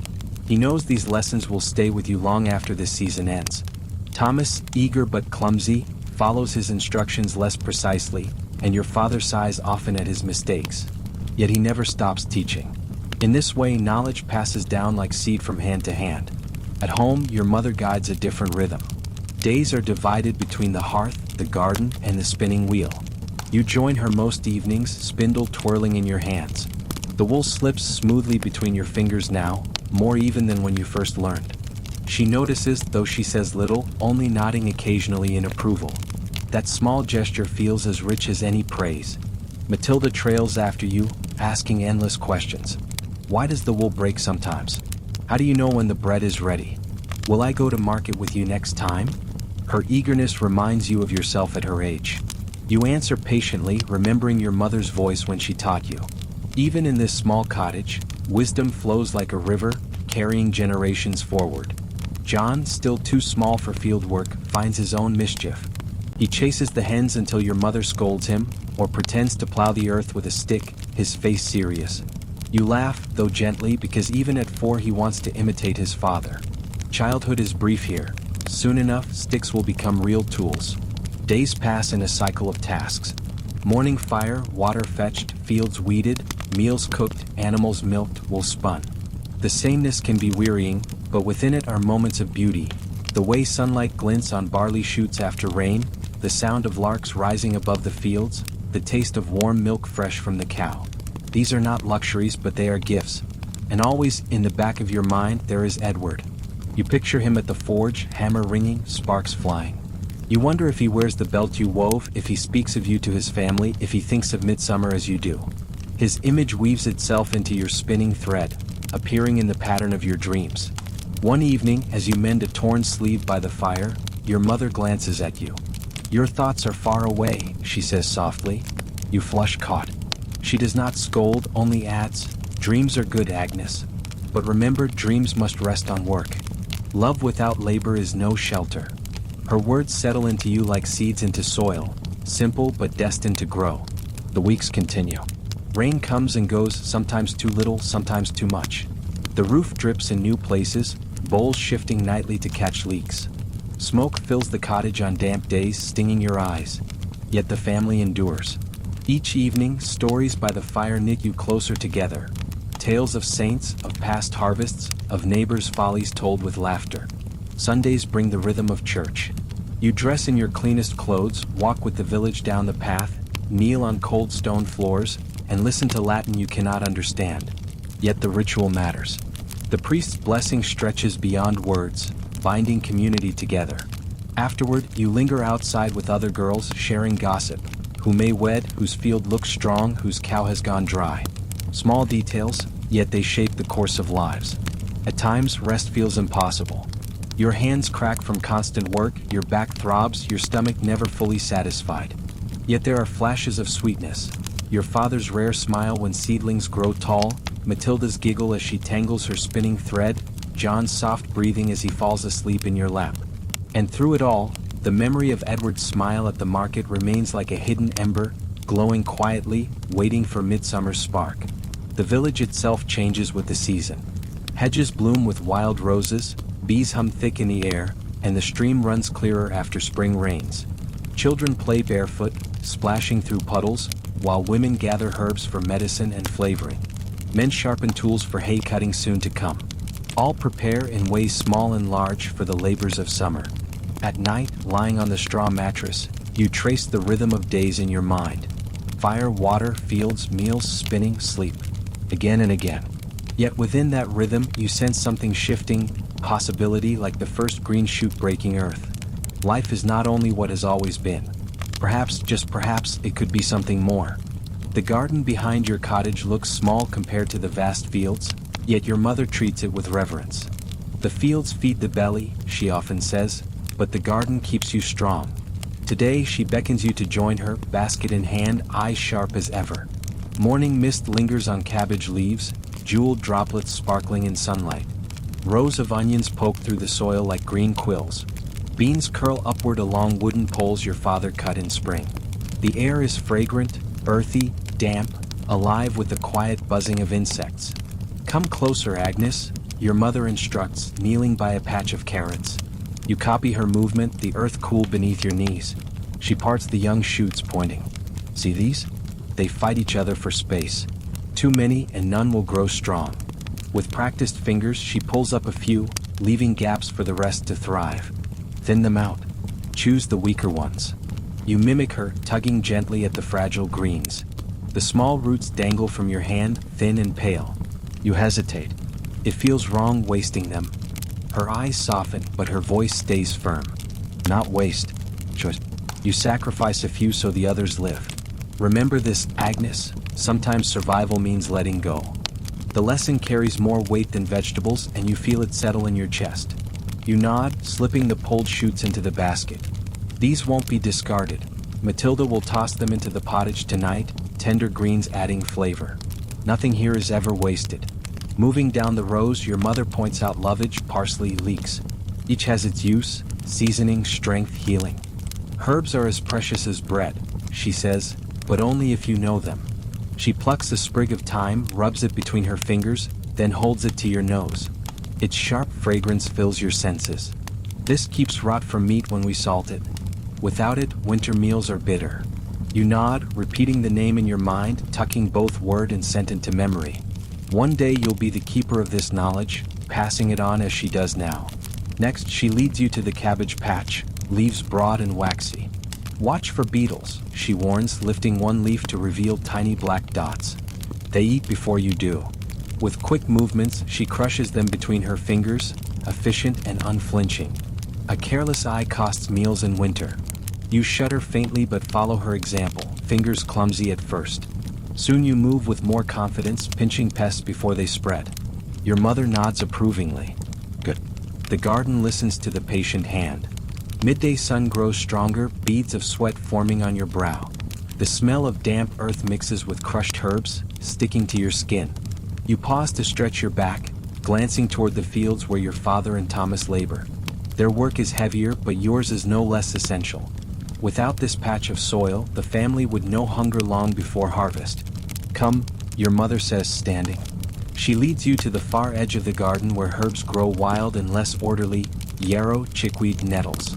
She crouches, plucking a small cluster of leaves. 4 fevers, she explains. Brew it into tea. Bitter, but it draws heat out. She places it in the basket, then points to another plant with delicate white flowers. Chickweed. 4 wounds. Crush it into paste, cover with cloth. Stops infection. You study each carefully, committing shapes, colors, and uses to memory. To outsiders, they are weeds. To you, they are medicine, survival hidden in plain sight. By early afternoon, the basket is full: carrot thinnings, herb sprigs, cabbage leaves, healing plants. Your arms ache from crouching, your knees stained dark with soil. Yet satisfaction hums beneath your fatigue. The garden may be small, but it is a treasury. Back inside, the cottage smells faintly of smoke and wool. Matilda helps sort the harvest while John trails behind, tugging at your skirts until you give him a carrot top to chew. He giggles, proud of his prize. Together, you prepare dinner. The carrot greens go into the pot with peas and onions. Thyme is tied in a bundle and hung from the rafters to dry. The fever herbs are set aside carefully, labeled by your mother with a scrap of chalk on the wall. Knowledge must be kept visible, not hidden away. As the pot simmers, you sit with your spindle. The rhythm of wool twisting into thread echoes the rhythm of the garden. Steady, patient, repetitive. Growth takes time, but each motion builds toward survival. You understand now why your mother speaks with such gravity about these things. She is not only feeding mouths, she is weaving endurance. That evening, your father tastes the pottage, nodding once. Good, he says simply. The salt from market sharpens the flavor, the greens add freshness. For a brief moment, the family eats with quiet contentment. Even John licks his bowl clean. Later, as the fire burns low, you replay the lessons in your mind. The thin seedlings pulled for the strong, the beetles crushed, the herbs for healing. Each detail feels like another tool added to a chest you will carry into adulthood. One day, this knowledge will be your household's lifeline, just as your mother's is now. Before bed, you step outside briefly. The air is cool, the sky scattered with stars. The garden lies dark, silent, yet alive with promise beneath the soil. You imagine roots stretching deeper, leaves unfurling in the night, life pushing forward unseen. You breathe in the scent of earth grounding you. Tomorrow will bring more weeding, more spinning, more aches. But it will also bring growth. And beneath that steady rhythm, another anticipation stirs. Midsummer, Edward, the possibility of something beyond mere survival. You step back inside, where the embers glow faintly. Your mother banks the fire, her movements sure, steady, eternal. You slip into your straw bed, body heavy with fatigue, mind humming with lessons. The garden is small, but it carries the weight of survival. And in its quiet, ordered rows, you glimpse the shape of your own future. One planted carefully, tended patiently, always reaching for light. The pile of laundry waits like an accusation in the corner of the cottage. Linen shirts, undergarments, children's tunics, all smelling of smoke and sweat. Your mother sighs as she gathers them into a bundle. It's washing day, she says simply. The words carry no joy, only necessity. You follow her down the worn path toward the stream, Matilda at your side carrying a small bundle of her own.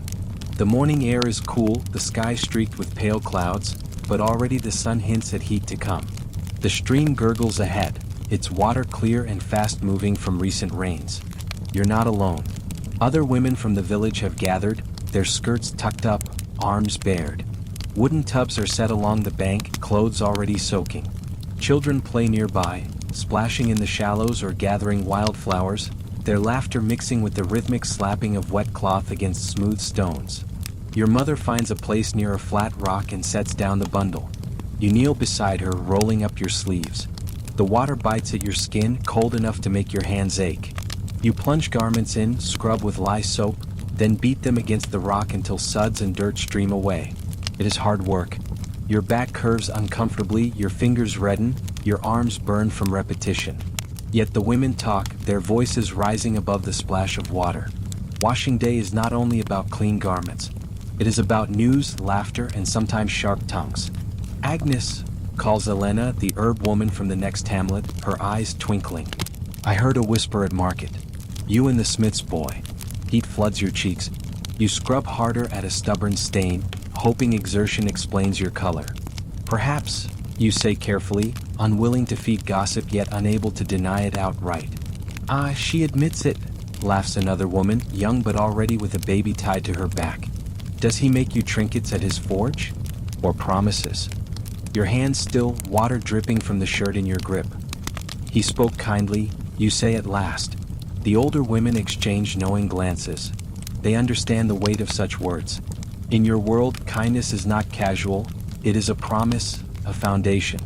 A smith makes a steady husband, offers Winifred, the eldest of the group, her hands still strong despite her gray hair. Not at the mercy of weather like farmers. Metal always needs shaping. Doors always need hinges. And smiths live longer. Less backbreaking than fields. There are murmurs of agreement. You feel your heart race. These women are not just gossiping. They are weighing, judging, approving. Their voices carry power, shaping how the community will view your connection with Edward. He has gentle hands for his trade, Helena adds slyly. I've seen him with buckles. Delicate work. That's a good sign in a man. Laughter ripples across the group, but it is warm, not cruel. You lower your head, both embarrassed and secretly pleased. Your mother says nothing, only scrubs steadily, but you sense her listening carefully. The conversation shifts, as it always does, from courtship to survival. Who will bring bread for the midsummer feast? Which family still has barley ale to share? Will the Lord Steward truly hire musicians this year? Hopes rise at the thought of a piper and drummer. Music is rare here, rarer still with instruments. The festival already glimmers in everyone's imagination like a candle in the dark.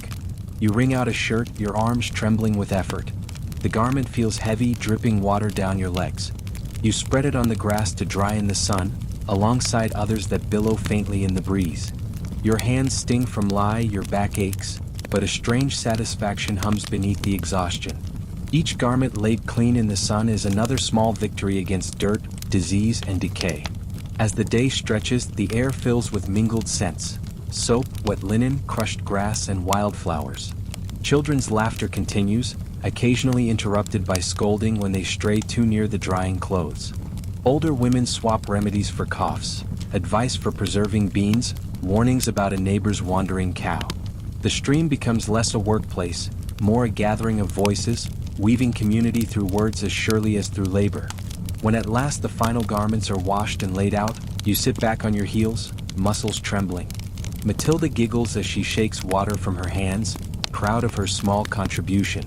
Your mother wipes sweat from her brow, eyes sharp but satisfied. Good work, she says simply. Praise is rare and you treasure it like gold. On the walk back, bundles lighter now with damp garments, you feel weary but oddly lighthearted. The women's laughter, their teasing, their approval, it lingers in your ears. For the first time, you sense how deeply your life is woven into theirs. Your choices, your joys, even your possible marriage, they are not private but communal. That weight is heavy, but it also feels like protection. At the cottage, you drape garments over bushes to dry fully in the sun. The sight of white linen fluttering in the breeze fills you with quiet pride. Clean clothes mean health. Clean clothes mean dignity. That night, after a simple supper, you lie on your straw mattress, arms sore, fingers roughened. Yet your mind drifts not to aches but to Edward, and the way the women spoke of him, as if his steadiness were already a fact, as if the village itself leaned gently toward approval. The stream still echoes in your memory, water rushing, women's voices rising above it like a chorus. You feel yourself part of that chorus now, your name and Edward's name carried softly within it. The rhythm of labor and laughter carries you towards sleep, the sound of rushing water merging with dreams. The call comes at dawn, to the meadow. Your father's voice carries urgency as he pushes open the cottage door. The day has arrived for cutting hay, one of the most important labors of the year. Without hay, animals cannot survive the winter. Without animals, families lose milk, meat, plowing strength. You rise quickly, rubbing sleep from your eyes. A simple but hearty breakfast is already set. Porridge thickened with peas, a wedge of cheese, and a small piece of dried apple. Work demands fuel. Everyone eats silently, aware of the day's weight. Outside, the sky is pale blue, promising a clear, hot day. Perfect for haymaking. You carry rakes while your father shoulders his scythe, its blade gleaming from yesterday's sharpening. Even little Matilda comes along, determined to help, though her arms are too small for much more than gathering handfuls. The meadow stretches wide before you, grass grown tall and thick, swaying in the morning breeze. Already, neighbors gather at its edge, forming lines with their tools. The air hums with anticipation. Haymaking is hard work, but it is done together, village effort for village survival. At your father's signal, the line of men swings forward, scythes cutting in graceful arcs. The sound is almost musical. Swish, swish, swish, metal slicing stems in unison. Behind them, women and older children follow with wooden rakes, spreading the cut grass so sun and air can dry it evenly. You take your place beside your mother, arms trembling at the weight of the rake, but soon you find the rhythm. Push, lift, spread. Push, lift, spread. Sweat gathers quickly, soaking your linen shift, trickling down your back. The sun climbs higher, heat pressing down. Yet there is energy in the shared effort. Songs break out along the line. Simple melodies, verses repeated, meant to keep bodies moving. You join in quietly, your voice blending with the chorus. Your father pauses often to sharpen his blade, the rasp of the whetstone carrying across the meadow. Each time he straightens, wiping his brow, you see the strain etched in his face. Still he does not falter. This labor is the foundation of your family's survival, and he knows it.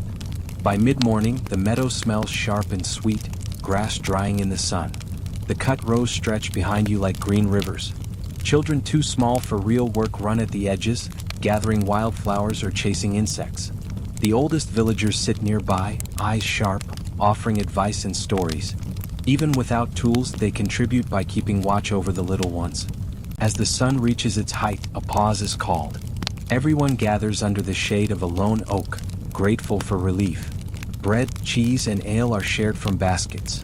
You bite into your piece hungrily, salt and sweat sharpening its taste. The ale is cool and sour, quenching thirst better than water. Around you, voices rise in laughter and gossip despite fatigue. Your mother catches your eye during the meal, nodding slightly. You understand at once. Now, you mouth. She nods again. Quietly, you slip away together, baskets in hand, heading toward the woodland edge. No one questions your absence. Herb gathering is recognized as vital.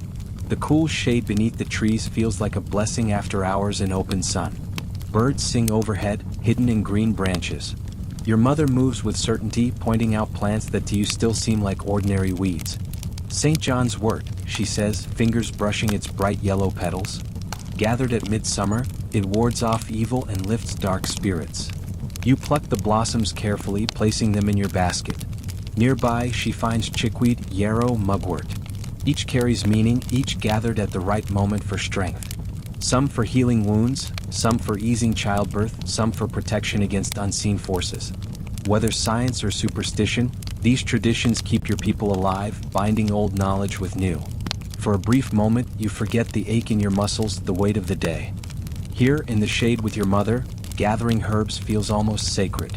You sense the continuity of countless women before you, passing wisdom hand to hand. When your baskets are filled, you return to the meadow.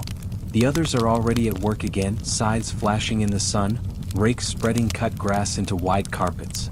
You take up your rake without hesitation, slipping back into rhythm. Push, lift, spread. Push, lift, spread. The hours stretch long.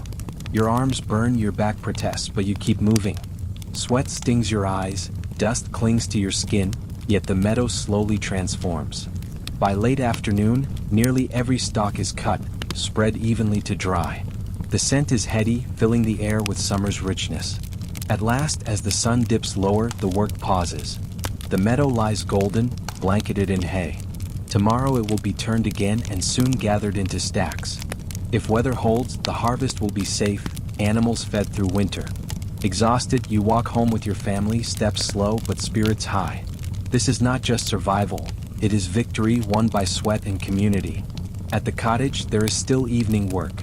Animals to feed, herbs to hang from rafters, food to prepare. You move like a machine, every muscle aching, yet unwilling to falter. When at last you collapse onto your straw mattress, the day plays through your mind. The scythes swish, the rakes scrape, the songs, the laughter, the sacred hush of the forest. Your body is sore, but your heart is steady. The hay is cut, the herbs are gathered, midsummer draws nearer. And beneath the exhaustion, a small ember of anticipation glows, Edward's face at the market, his promise of midsummer. Sleep comes quickly, deep and dreamless, like falling into a well of silence. The sun has barely dipped beyond the horizon when you return home from the meadow, every limb aching. Yet in your world, work does not end when the field falls silent. Evening tasks wait, woven into the rhythm of survival. The cottage smells faintly of smoke and damp hay as you enter, dropping your rake by the door. Little John sleeps already, curled up near the hearth, too exhausted from a day of playing in the meadow's tall grasses. Matilda sits on the bench, pulling burrs from her skirt, humming a tune she caught from the hayfield songs. Even fatigue cannot dim her eagerness for tomorrow's festival. Your mother wastes no time. She sets the baskets of freshly gathered herbs on the wooden table, their sharp scents filling the small room. St. John's wort glowing yellow, mugwort with its silvery leaves, yarrow white as bone. Each has a purpose beyond its beauty. Hang them high, she instructs, passing you a length of twine. You loop bundles together and climb onto the bench, tying them to the rafters above. Soon the ceiling is lined with dangling greenery, an indoor meadow meant to dry in the smoky warmth of the cottage. These herbs will become teas, poultices, charms. Some will be woven into tomorrow's midsummer wreaths. Careful with the mugwort, your mother adds. It keeps evil from crossing the threshold. If it dries well, we'll sew small pouches for each of you. You nod solemnly, treating the plants with respect. In a world without doctors for common folk, these herbs carry the weight of both medicine and faith. While you hang the last of the bunches, your mother kneads dough on the table. Tonight she bakes special loaves for midsummer, bread sweetened with honey and studded with dried fruit. The smell is unlike ordinary meals, warm and rich, filling the cottage with promise. We'll take these to the meadow tomorrow, she says. Every family must bring their part. Matilda leans close to the oven, nose twitching as the first golden crust begins to form. It smells like heaven, she whispers. Your mother smiles faintly, though she keeps kneading, sweat beading her brow. Such bread is a luxury, saved for rare days of celebration. Your father enters from the yard, shoulders stooped, face streaked with dirt. He has checked on the cow and secured tools for tomorrow. The meadow looks good, he says, lowering himself onto the bench with a groan. If weather holds, the hay will be safe. He glances toward the ceiling where herbs dangle like garlands. And you've been busy too. A good omen for midsummer. Dinner is simpler than the bread to come. Pottage thickened with onions, carrots, and the last handful of dried peas. You eat in silence, tired from the long day, but with a current of excitement thrumming beneath the weariness. Each spoonful brings strength, each bite a reminder of the community feast awaiting you tomorrow. After the meal, your mother surprises you. Bring me your weaving. Your heart leaps. You fetch the carefully wrapped belt, the gift meant for Edward. Fingers trembling, you unfold it before her. Blue and red diamonds stretch across its length, fringed neatly at both ends. It is the best work you have ever produced, each thread pulled tight, each pattern deliberate. Your mother examines it in silence, running her thumb along the weave. For a long moment you cannot breathe. Finally she nods once. Strong. Even. It will hold. A pause, then the faintest smile. He will value it. Relief floods you and pride too. If your mother approves, the gift must truly be worthy. The belt is rewrapped and tucked safely into your pouch. You slip the cloth bundle against your side, the weight a constant reminder of tomorrow. The thought of Edward, the way his eyes lit at market, the promise of midsummer, sends a warm flutter through your chest despite your aching muscles. As night deepens, the family settles into evening tasks. Thomas sharpens tools by firelight, his movement steady despite exhaustion. Your father mends a harness with patient fingers. Matilda hums softly as she helps your mother prepare bundles of herbs to burn in the festival bonfire. You sit spinning wool, the spindle whirring rhythmically in your hand, though your thoughts drift to the meadow where music will play and bonfires will glow. Outside, the air hums with summer life, frogs croaking in the stream, crickets beginning their chorus. Through the open door, you catch the faint scent of cut hay drying in the fields, mingled with wood smoke from neighboring cottages. It feels as though the whole village breathes together, preparing for the same celebration. When at last you bank the fire for the night, the cottage glows faintly with embers and hanging herbs. Everyone finds their places on the straw beds. Your body aches, but excitement refuses to fade. You curl beneath the wool blanket, fingers brushing the pouch at your side. Tomorrow will bring music and dancing, laughter and feasting. Tomorrow you will see Edward again, under the summer sun and later in the firelight. Perhaps gifts exchanged will open a path toward something larger. Marriage, a new household, a future beyond the endless rhythm of field and hearth. Sleep is slow to come. Every sound of the night seems sharper, the drip of water in the corner bucket, the creak of the rafters, the gentle rustle of your mother's breathing. But at last, exhaustion claims you. Your dreams fill with flickering bonfires and the smile of a boy at the forge. Golden sunlight streams through the cracks in the shutters, warm even at dawn. You wake to an unusual energy in the cottage, a buzz that hums beneath the morning's chores. Today is midsummer, one of the few days in the year when labor bends to celebration, when fields wait and the community gathers not just to survive, but to rejoice. Your mother is already busy wrapping food in cloth bundles. Fresh loaves of honey bread baked last night, cheese, and a handful of dried fruits saved from winter storage. The smell is richer than any ordinary morning, filling the cottage with a sense of luxury. "Up, Agnes," she says, her tone brisk but softened by excitement. "We'll need to reach the meadow before the feast begins." You stretch, every muscle still sore from yesterday's haymaking. Yet beneath the fatigue pulses a lightness, a thrill that makes your heart beat quicker. Today you will wear your best dress. Today you will carry your woven belt. Today you will see Edward again. Your first task is to help Matilda. She sits patiently on a stool as you comb through her brown hair with the family's wooden comb. "Will you braid it?" she asks wide-eyed. "Not today," you smile. On midsummer, girls wear their hair loose. Carefully, you smooth her locks until they fall in soft waves around her face. She beams, already imagining herself among the dancers.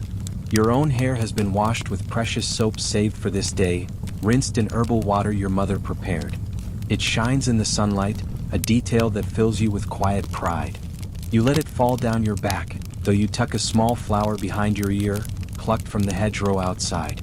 On the wooden peg by your sleeping spot hangs your best dress. It is wool, dyed a brighter blue than your everyday garments, with neat embroidery stitched along the sleeves and neckline by your mother during winter evenings. You slip it over your linen chemise, the fabric heavy but soft from years of careful washing.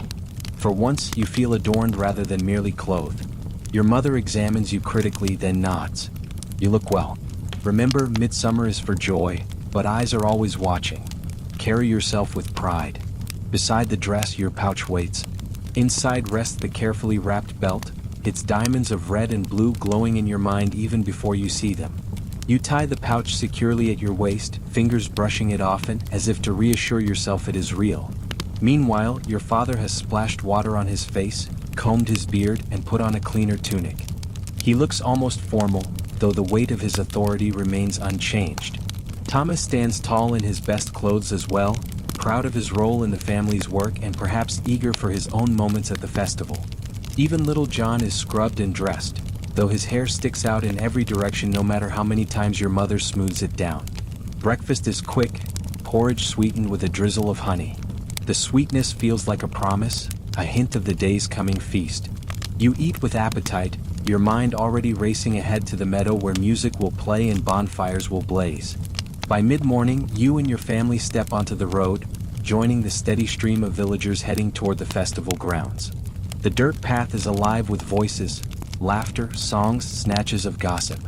Women carry baskets of bread and cheese, men sling jugs of ale over their shoulders, children run ahead, their shouts rising in the summer air. As you walk, you keep an eye out for wildflowers. Matilda spots a cluster of daisies, and together you weave them into a crown for her head. She wears it proudly, holding her chin high. "Now I look like a lady," she declares, making everyone laugh. The festival meadow appears ahead, a wide green space near the edge of the forest. At its center rises the maypole, tall and straight, decorated with ribbons and flowers that flutter in the breeze. Nearby stands a massive pile of wood, ready to become the evening's bonfire. Already, people spread blankets, set down food, and call greetings to friends from neighboring villages. The sound of a piper tuning his instrument drifts across the meadow, mingling with the smell of fresh-cut grass and bread. Your family finds a spot near the edge of the crowd, spreading your worn blanket on the ground. Your mother sets down the food bundles for the communal feast. Your father greets other men, their voices low but content. Children dart past, chasing each other in circles. You sit for a moment, heart hammering, eyes scanning the growing throng. Is Edward here yet? Not yet. You tell yourself to be patient. Townsfolk often arrive later, after tending morning duties. Still, anticipation coils tightly in your chest. Around you, preparations continue. The priest arrives, raising his hands to bless the gathering. He speaks in Latin, words you do not understand, but you bow your head with the rest, feeling the weight of tradition. His blessing sanctifies the day, giving church approval to customs older than his religion. When the prayers end, the meadow bursts into life. Musicians strike up a lively tune, children dance hand in hand, and laughter ripples through the crowd. The festival has begun. You smooth the folds of your blue dress, fingers brushing the pouch at your waist. Any moment now, you think. Any moment, Edward will arrive. The meadow hums with life. After the priest's blessing fades into memory, the festival bursts fully into motion, like a dam finally giving way. Children squeal as they race through the grass, skirts and tunics flying. Musicians strike up a brisk tune, the piper's notes high and lilting, the drummer's steady beat grounding the crowd. For once, work is set aside. Today is for play, laughter, and plenty. Your father joins a group of men preparing for contests of strength. The first is a wrestling match. Two farmers lock arms, grunting as they push each other across the grass while villagers cheer. Thomas, eager to prove himself, steps up for a foot race, legs pumping furiously as he sprints against other boys his age. You clap with your mother and Matilda, cheering him on, pride swelling when he crosses the finish line near the front. Women too have their contest. A group sits in a circle, spinning wool as quickly as their fingers can fly. The winner will be the one whose thread is strongest and most even. Another competition tests herb knowledge, who can name the most plants and their uses. You and your mother watch closely, whispering answers to each other, recognizing herbs you gathered only yesterday. Between events, people mingle, trading gossip, laughter, and admiration. Flower crowns change hands. Young men show off by lifting heavy stones or juggling knives. Children play mock sword fights with sticks. Everywhere you look, faces are bright with joy, cheeks flushed with sun and ale. The meadow fills steadily as more villagers and townsfolk arrive. Among them, you see groups from neighboring villages carrying their contributions to the feast. Baskets of bread, wheels of cheese, salted pork wrapped in cloth, even small pies filled with berries. A table is quickly assembled beneath a canopy of branches, each family adding their food to the growing spread. For one day, no one worries about scarcity. The feast begins when the priest blesses the food with a sign of the cross. Then the crowd surges forward, filling plates and bowls, laughter mingling with the clatter of wooden spoons. Your mother unwraps the honey bread she baked, setting it among the offerings. It disappears quickly, hands snatching at the sweet slices. You sit with your family on the blanket, sharing from wooden bowls. Your portion includes dark rye bread, a slice of salted meat, cheese sharp on your tongue, and a handful of fresh vegetables. It is more variety than you've seen in months, a riot of flavor after the monotony of porridge and pottage. Eat, Agnes, your mother urges, sliding you another piece of bread. There's enough today for everyone. You chew slowly, savoring each bite, but your eyes wander constantly across the meadow, searching, waiting, and then you see him. Edward, walking with a group of town youths, dressed in his best tunic, the leather apron of his trade replaced by a simple belt.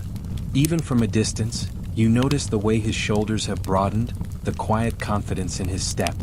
Your heart leaps and suddenly the food in your mouth tastes of little. You pretend not to notice him at first, forcing yourself to focus on your family's laughter, on Matilda's delight as she licks honey from her fingers. Yet your gaze drifts again, and this time, Edward's eyes find yours. A smile spreads across his face, warm and unmistakable. Heat rises to your cheeks and you quickly lower your gaze, though the flutter in your chest does not fade. The feast continues in a blur. You eat though you hardly taste the food. Around you, the air buzzes with music, conversation, and the clink of shared cups of ale. Villagers toast to health, to harvest, to midsummer's blessings. Someone begins a story about last year's festival, and laughter ripples through the crowd. At one point, you catch Edward again across the tables. He is laughing with friends, but every so often, his gaze flickers back toward you as if drawn by some invisible thread. Patience, Your mother whispers softly, noticing your distracted air. Town lads always arrive later. There will be time.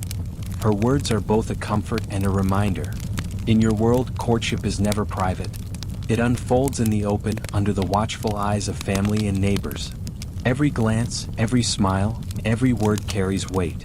After the feast, the music grows louder, faster. Musicians strike up circle dances, calling young and old alike to join. Children run in and out of the rings, laughter mingling with the piper's high notes. Older folk clap in time, urging the dancers on. You join with Matilda and Emma, the girl from a neighboring village you met at market. Together, you skip through the simple steps, holding hands, skirts twirling. For a moment, you forget to be nervous. The music carries you, laughter bubbles out, your body light with motion. As the dance ends and the crowd scatters, you glance around. Edward is closer now, standing just a few paces away.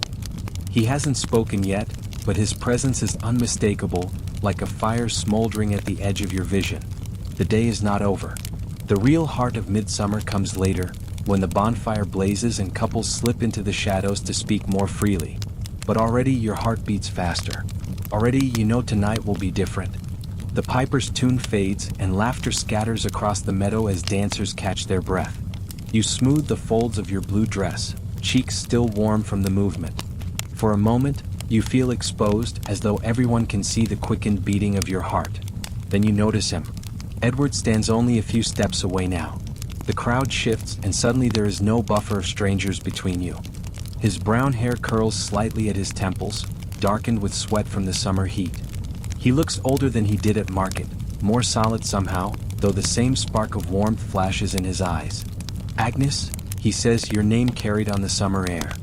His voice is steady but soft, as though meant only for you. Your breath catches. You remembered your name. "I've been looking forward to today," he continues. His words are simple, but they strike deep. In a world where speech is often practical, about crops, weather, tasks, these words feel heavier, more deliberate. "Me too," you manage, your own voice quiet, nearly swallowed by the chatter of the festival. A nervous smile tugs at your lips, and his widens in return. Around you, curious eyes flicker in your direction. Courtship is not private here. Neighbors watch, mothers nudge daughters, young men nudge each other. You feel their attention like a weight, yet Edward seems undeterred. "Would you walk with me?" he asks, gesturing toward the edge of the meadow. The invitation is bold, yet proper. Couples often stroll in sight of others during festivals, a chance for conversation without crossing boundaries. You glance at your mother. She meets your eyes, then gives a small nod of permission. Relief floods you and you rise to your feet, dusting grass from your dress. Side by side, you and Edward make your way toward the oak tree at the meadow's edge. Children still dart around you, adults laugh and call across the field, but here with a few steps the noise dulls.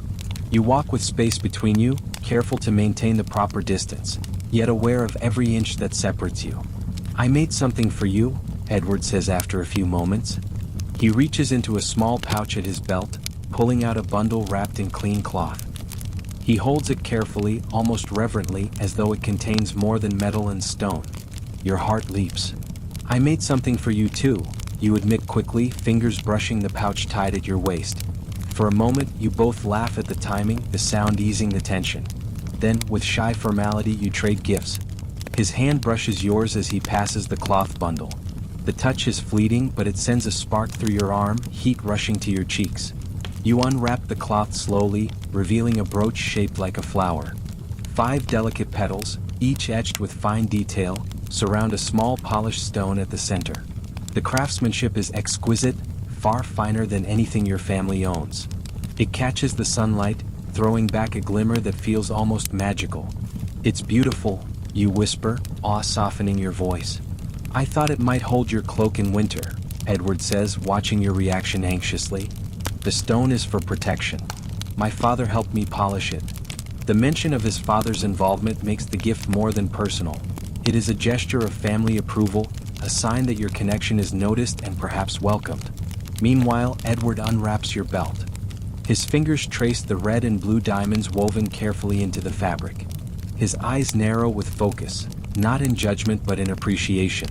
"This is fine work," he says, voice filled with genuine respect. "Strong, even. The pattern, Diamonds for strength? You nod, pride swelling. And the colors? Fire and water. Both needed. He smiles, slipping the belt through the loops of his tunic. I'll wear it at the forge. Every day. The words strike you harder than you expect. In your world, objects are not just pretty, they must serve, must endure. His promise to use your gift daily is a compliment greater than any poetic phrase could carry. I'll wear your brooch on market days, you promise in return, already imagining the other women's approving glances.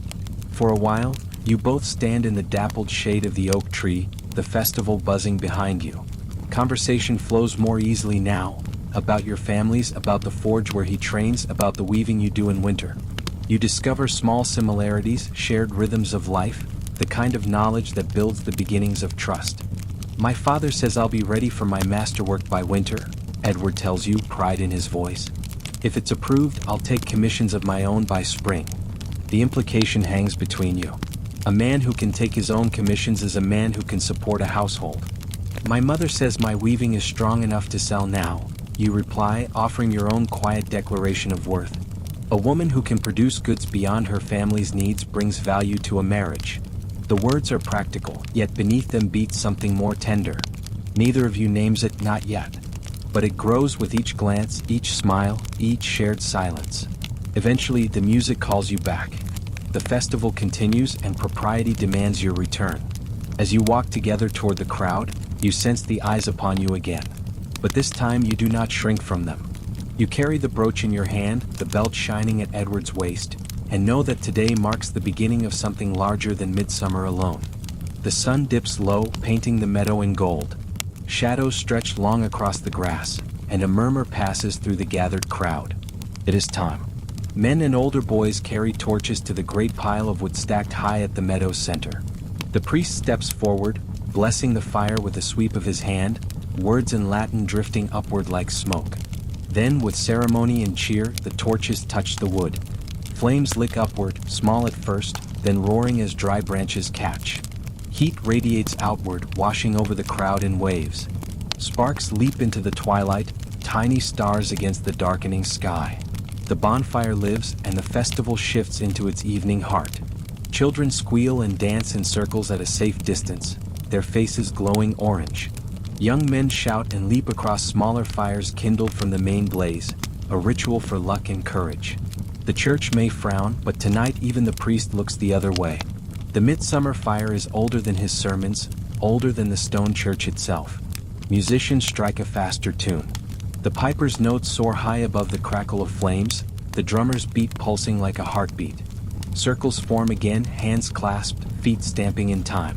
Laughter and song fill the night air.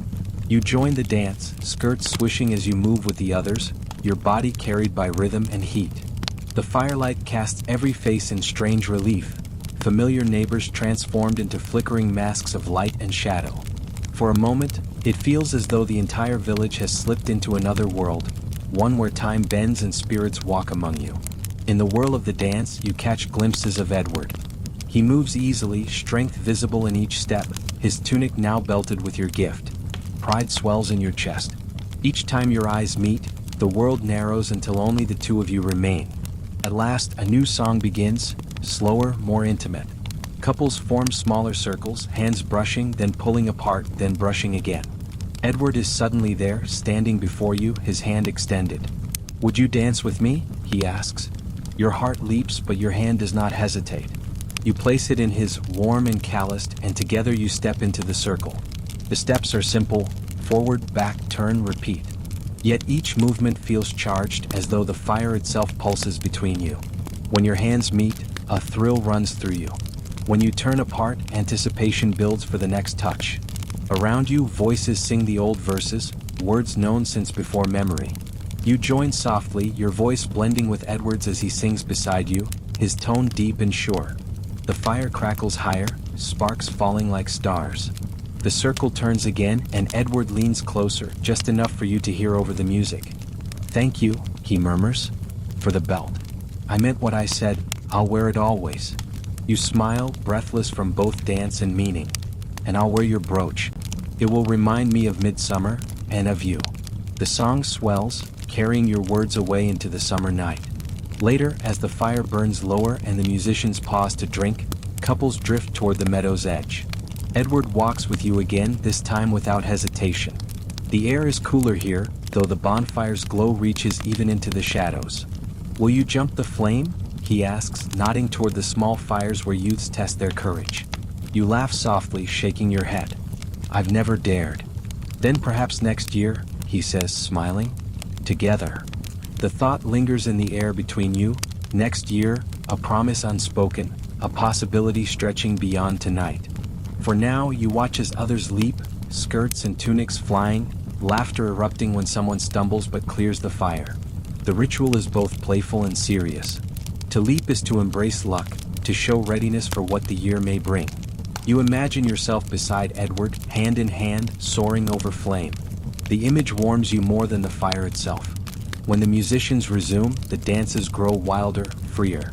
The community sways and spins, voices raised in songs that echo into the forest. Even the oldest villagers clap and stamp their feet, their faces glowing with memory. But for you, the night has already reached its peak. The brooch lies safe in your pouch, the belt glows at Edward's waist, and your hand still tingles where his fingers touched yours. The fire may burn brightest at its heart, but your midsummer blaze burns in the quiet space between you and him. As the hour grows late, families begin to gather their children, blankets, and baskets. The fire still roars, but embers already form at its base, glowing red against the dark grass. Edward lingers near your family as you prepare to leave, speaking briefly with your father. Their voices are low, their words measured, but the gravity is clear. Your father nods once, and Edward smiles. A smile filled not with boyish charm but with something steadier, more serious. He walks part of the way with you, only turning back when the path splits toward town. By the time you reach your cottage, the night is thick and quiet. Even exhaustion cannot dull the glow in your chest. You hang your dress carefully, tuck the brooch into your pouch, and settle onto your straw mattress, every detail of the evening replaying in your mind. The heat of the fire, the circle of the dance, the sound of Edward's voice saying your name. Sleep comes slowly, but when it does, it carries you gently like a dance step into the soft embrace of dreams. The midsummer fire still glows in your memory long after the embers cooled. You wake the next morning aching from both haymaking and dancing, but with a warmth in your chest that no straw mattress can explain away. The brooch lies carefully wrapped in cloth beside you, too precious to leave hanging from your dress, too meaningful to tuck far out of reach. Life, however, allows no pause. The morning begins as it always does, fetching water, tending the fire, feeding the animals. Your father and Thomas head to the meadow to turn the hay, the work resuming as though the festival were a dream. Yet beneath the rhythm of chores, there is a new anticipation. "Remember," your mother says quietly while hanging herbs to dry, "he spoke with your father last night." Your heart beats faster. You recall the sight of Edward and your father standing apart from the festival crowd, words exchanged in low voices, faces serious in the flicker of firelight. You hadn't heard what was said, but the weight of it lingered. That Sunday the answer comes. The church bells ring across the fields, calling the village to mass. Dressed in clean but simple clothing, you walk with your family along the dirt path, joining neighbors streaming the same way. The air is filled with summer scents, wildflowers, drying hay, the faint tang of smoke from distant cottages. The stone church rises ahead, its small bell tower stark against the sky. Inside, the cool dimness is a relief from the heat. Candles flicker, filling the air with the mingled smell of wax and incense. The priest chants in Latin, words that wash over you without meaning but with rhythm and comfort. You kneel and rise, the gestures ingrained since childhood. But your thoughts wander. Across the nave you see him, Edward, standing with his parents. His tunic is plain today, but the belt you wove gleams at his waist. When his eyes meet yours, he doesn't look away. A small smile tugs at the corner of his mouth, and warmth spreads through you despite the solemnity of the service. After the blessing, villagers spill into the churchyard, lingering to gossip and greet one another. Your family stands in a small cluster, exchanging news about crops and weather. Then Edward approaches, his steps steady, his father just behind him. The crowd's hum seems to hush around you. "Master William," Edward says with a respectful nod to your father, "thank you again for speaking with me at the festival." Your father studies him for a moment, eyes sharp, then inclines his head. "And you, Edward," You asked to visit. I will hold you to that. Come to dinner this evening. The words are simple, but they carry weight. An invitation to share a family meal is no casual gesture. It is acknowledgement, a public step in the dance of courtship. Around you, whispers ripple through the churchyard. People notice. They always notice.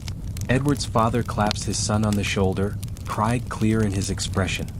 He'll come with good manners, he says, and perhaps with talk of his training. He'll soon be taking on commissions of his own. Your father nods again, approval quiet but present. We'll see him at supper then. As the families part, Edward glances at you quickly, a flicker of excitement in his eyes. You don't speak, too many ears listen, but the promise is made. Tonight he will sit at your table. The rest of the day passes in a blur. Your mother doubles her efforts in the garden, gathering vegetables and herbs to make the meal more plentiful. A piece of salt pork, carefully rationed, is pulled from storage. You help scrub carrots, peel onions, and slice turnips, your hands moving automatically though your mind is far away. Don't let your thoughts wander so much, your mother teases, watching you stir the pot with unnecessary vigor. The stew will burn if you dream too loudly. Matilda giggles. Even Thomas smirks, though he pretends to be absorbed in sharpening a hoe. By late afternoon, the cottage is filled with the rich smell of stew and fresh bread. A jug of ale sits ready on the table, the cups polished as well as they can be. Your mother even sprinkles herbs into the stew that would usually be saved for medicine, wanting to show hospitality. When Edward arrives, he pauses respectfully at the threshold as custom demands. "Good evening, Master William." "Good evening, Mistress Margaret," he says, bowing slightly before entering.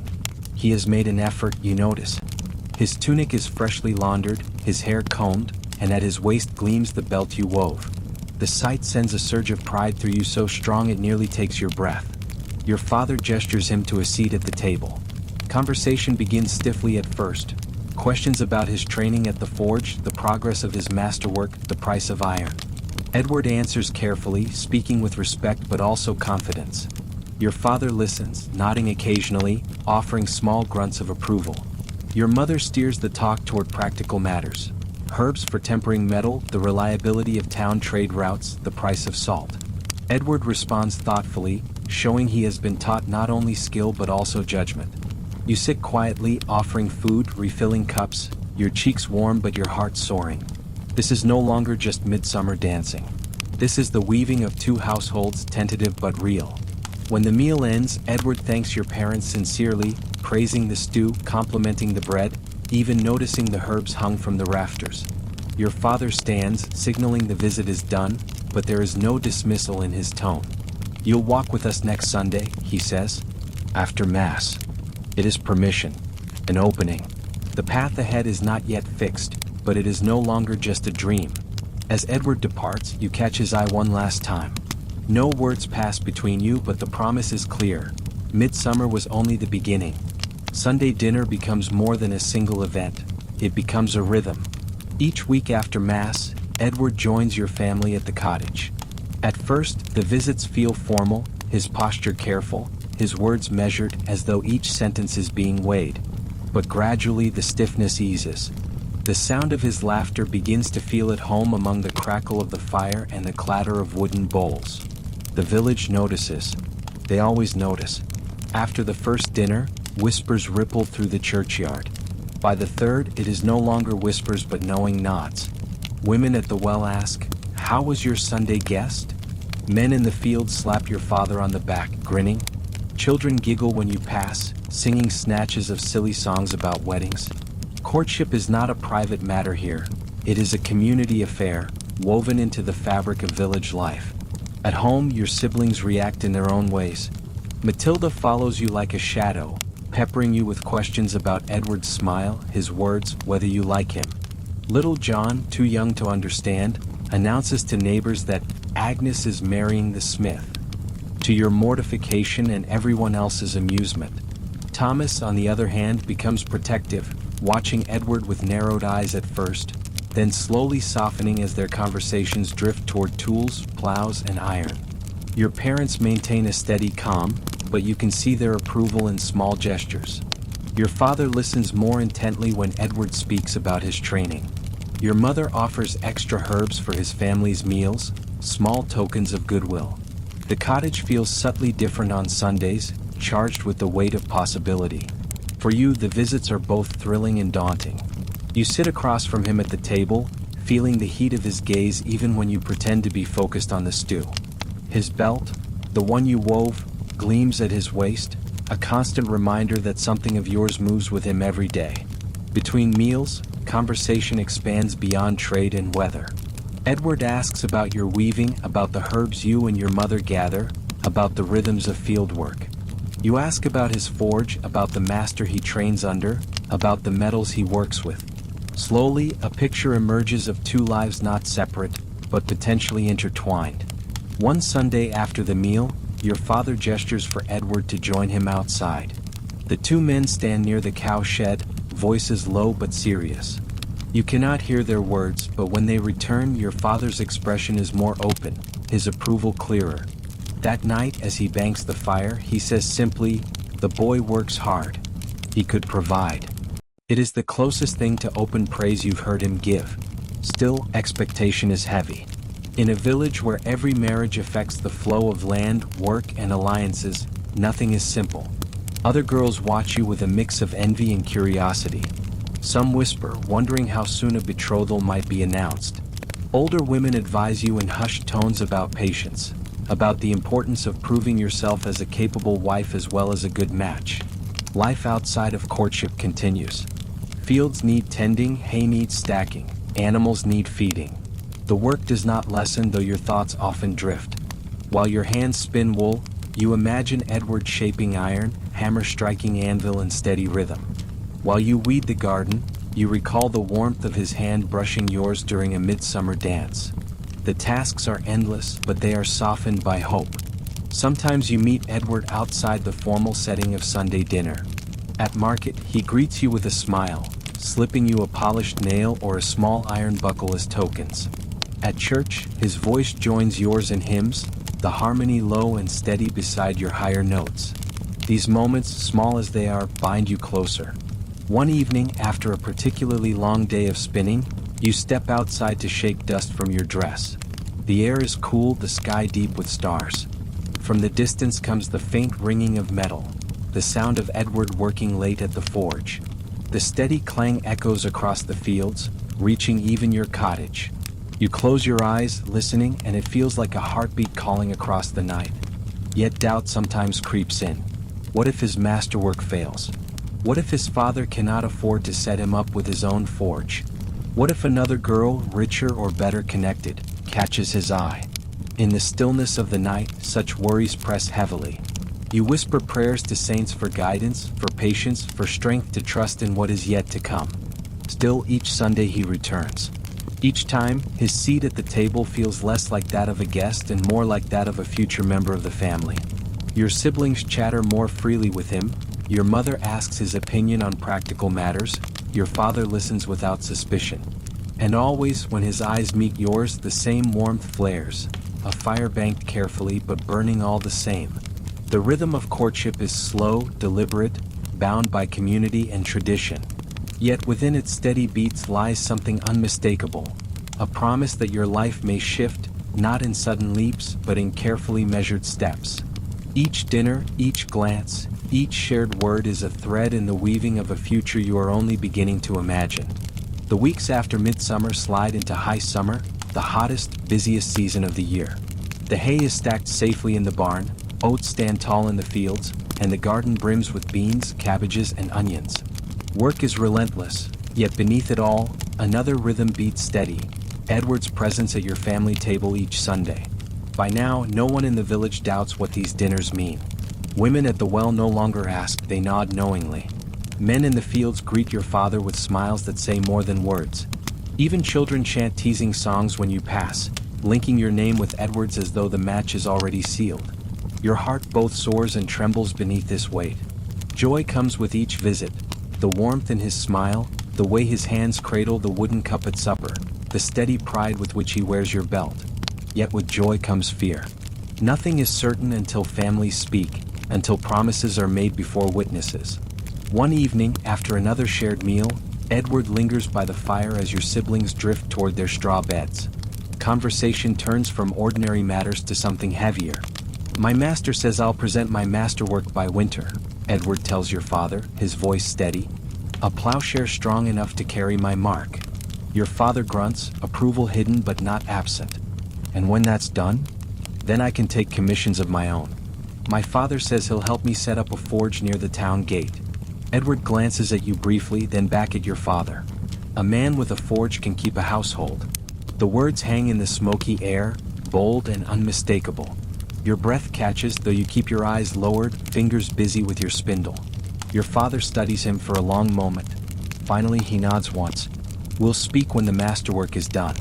No household builds itself on promises alone. Edward inclines his head, accepting the condition. But in that moment something shifts. This is no longer idle courtship, no longer dances and glances. This is the beginning of betrothal, the slow, careful weaving of two families. After Edward leaves that night, your mother sits beside you at the fire. She takes your hand, roughened from work but still small in hers. It will not be easy, she says softly. No life is, but a smith's household is strong. You're weaving his iron, you'll have enough to stand. You nod, heart pounding, relief and fear mingling. She sees the hope in your eyes, the tremor in your breath. Be patient, Agnes, she adds. Patience builds foundations stronger than stone. Summer deepens into harvest. You and your family reap barley and oats, bending and cutting until your backs ache. Edward comes to help, his strong arms swinging the sickle, his laughter carrying across the field. In the evenings, you sit side by side on the cottage bench, not touching, but close enough to feel each other's presence. Autumn follows, cool winds sweeping the stubble fields. Apples ripen in orchards and fairs are held in larger towns. Edward walks with you at one, carrying a small knife he forged himself. He shows you its edge with pride, and though you do not say it aloud, you imagine him shaping not only iron but also the future you might share. The months pass, marked by work and worship, by Sundays that root themselves into memory. Each step is small, measured, proper. Yet each step draws you closer to the life you glimpse when you dare to dream. Winter approaches, and with it, Edward's masterwork. The plowshare will bear his mark. If approved, it will grant him freedom to take commissions, to earn, to wed. The village waits as eagerly as you, for his success will shape not only his life, but yours. On the night before he presents it, you sit by the fire, spindle turning in your hand. Your mother's voice drifts through the cottage, humming a hymn. Your father sharpens a blade. Your siblings whisper to each other under blankets. The ordinary rhythm continues, steady as the seasons. Yet within it, your heart beats with extraordinary hope. You think of the brooch he gave you, polished stone catching firelight. You think of the belt you wove, wrapped around his waist as he worked iron into form. Two gifts, exchanged beneath the midsummer sun, now binding you through months of toil and waiting. When sleep comes, it carries you into dreams of hearths and forges, of woven cloth and hammered iron, of children's laughter in a cottage warmed by fire.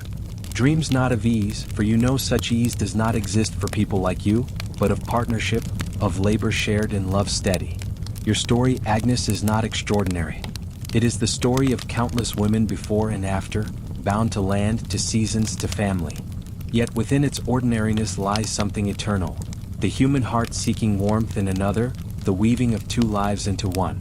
As dawn breaks, you rise as always to tend the fire. Outside, frost dusts the ground, the world sharp and bright. Somewhere across the fields, Edward lifts his masterwork, ready to prove himself. And though you do not see it, though you cannot yet know the outcome, you carry the certainty of what you have built together, slowly, carefully, with patience and hope. The rest of your life waits, shaped by earth, by iron, by hands that work and hearts that endure.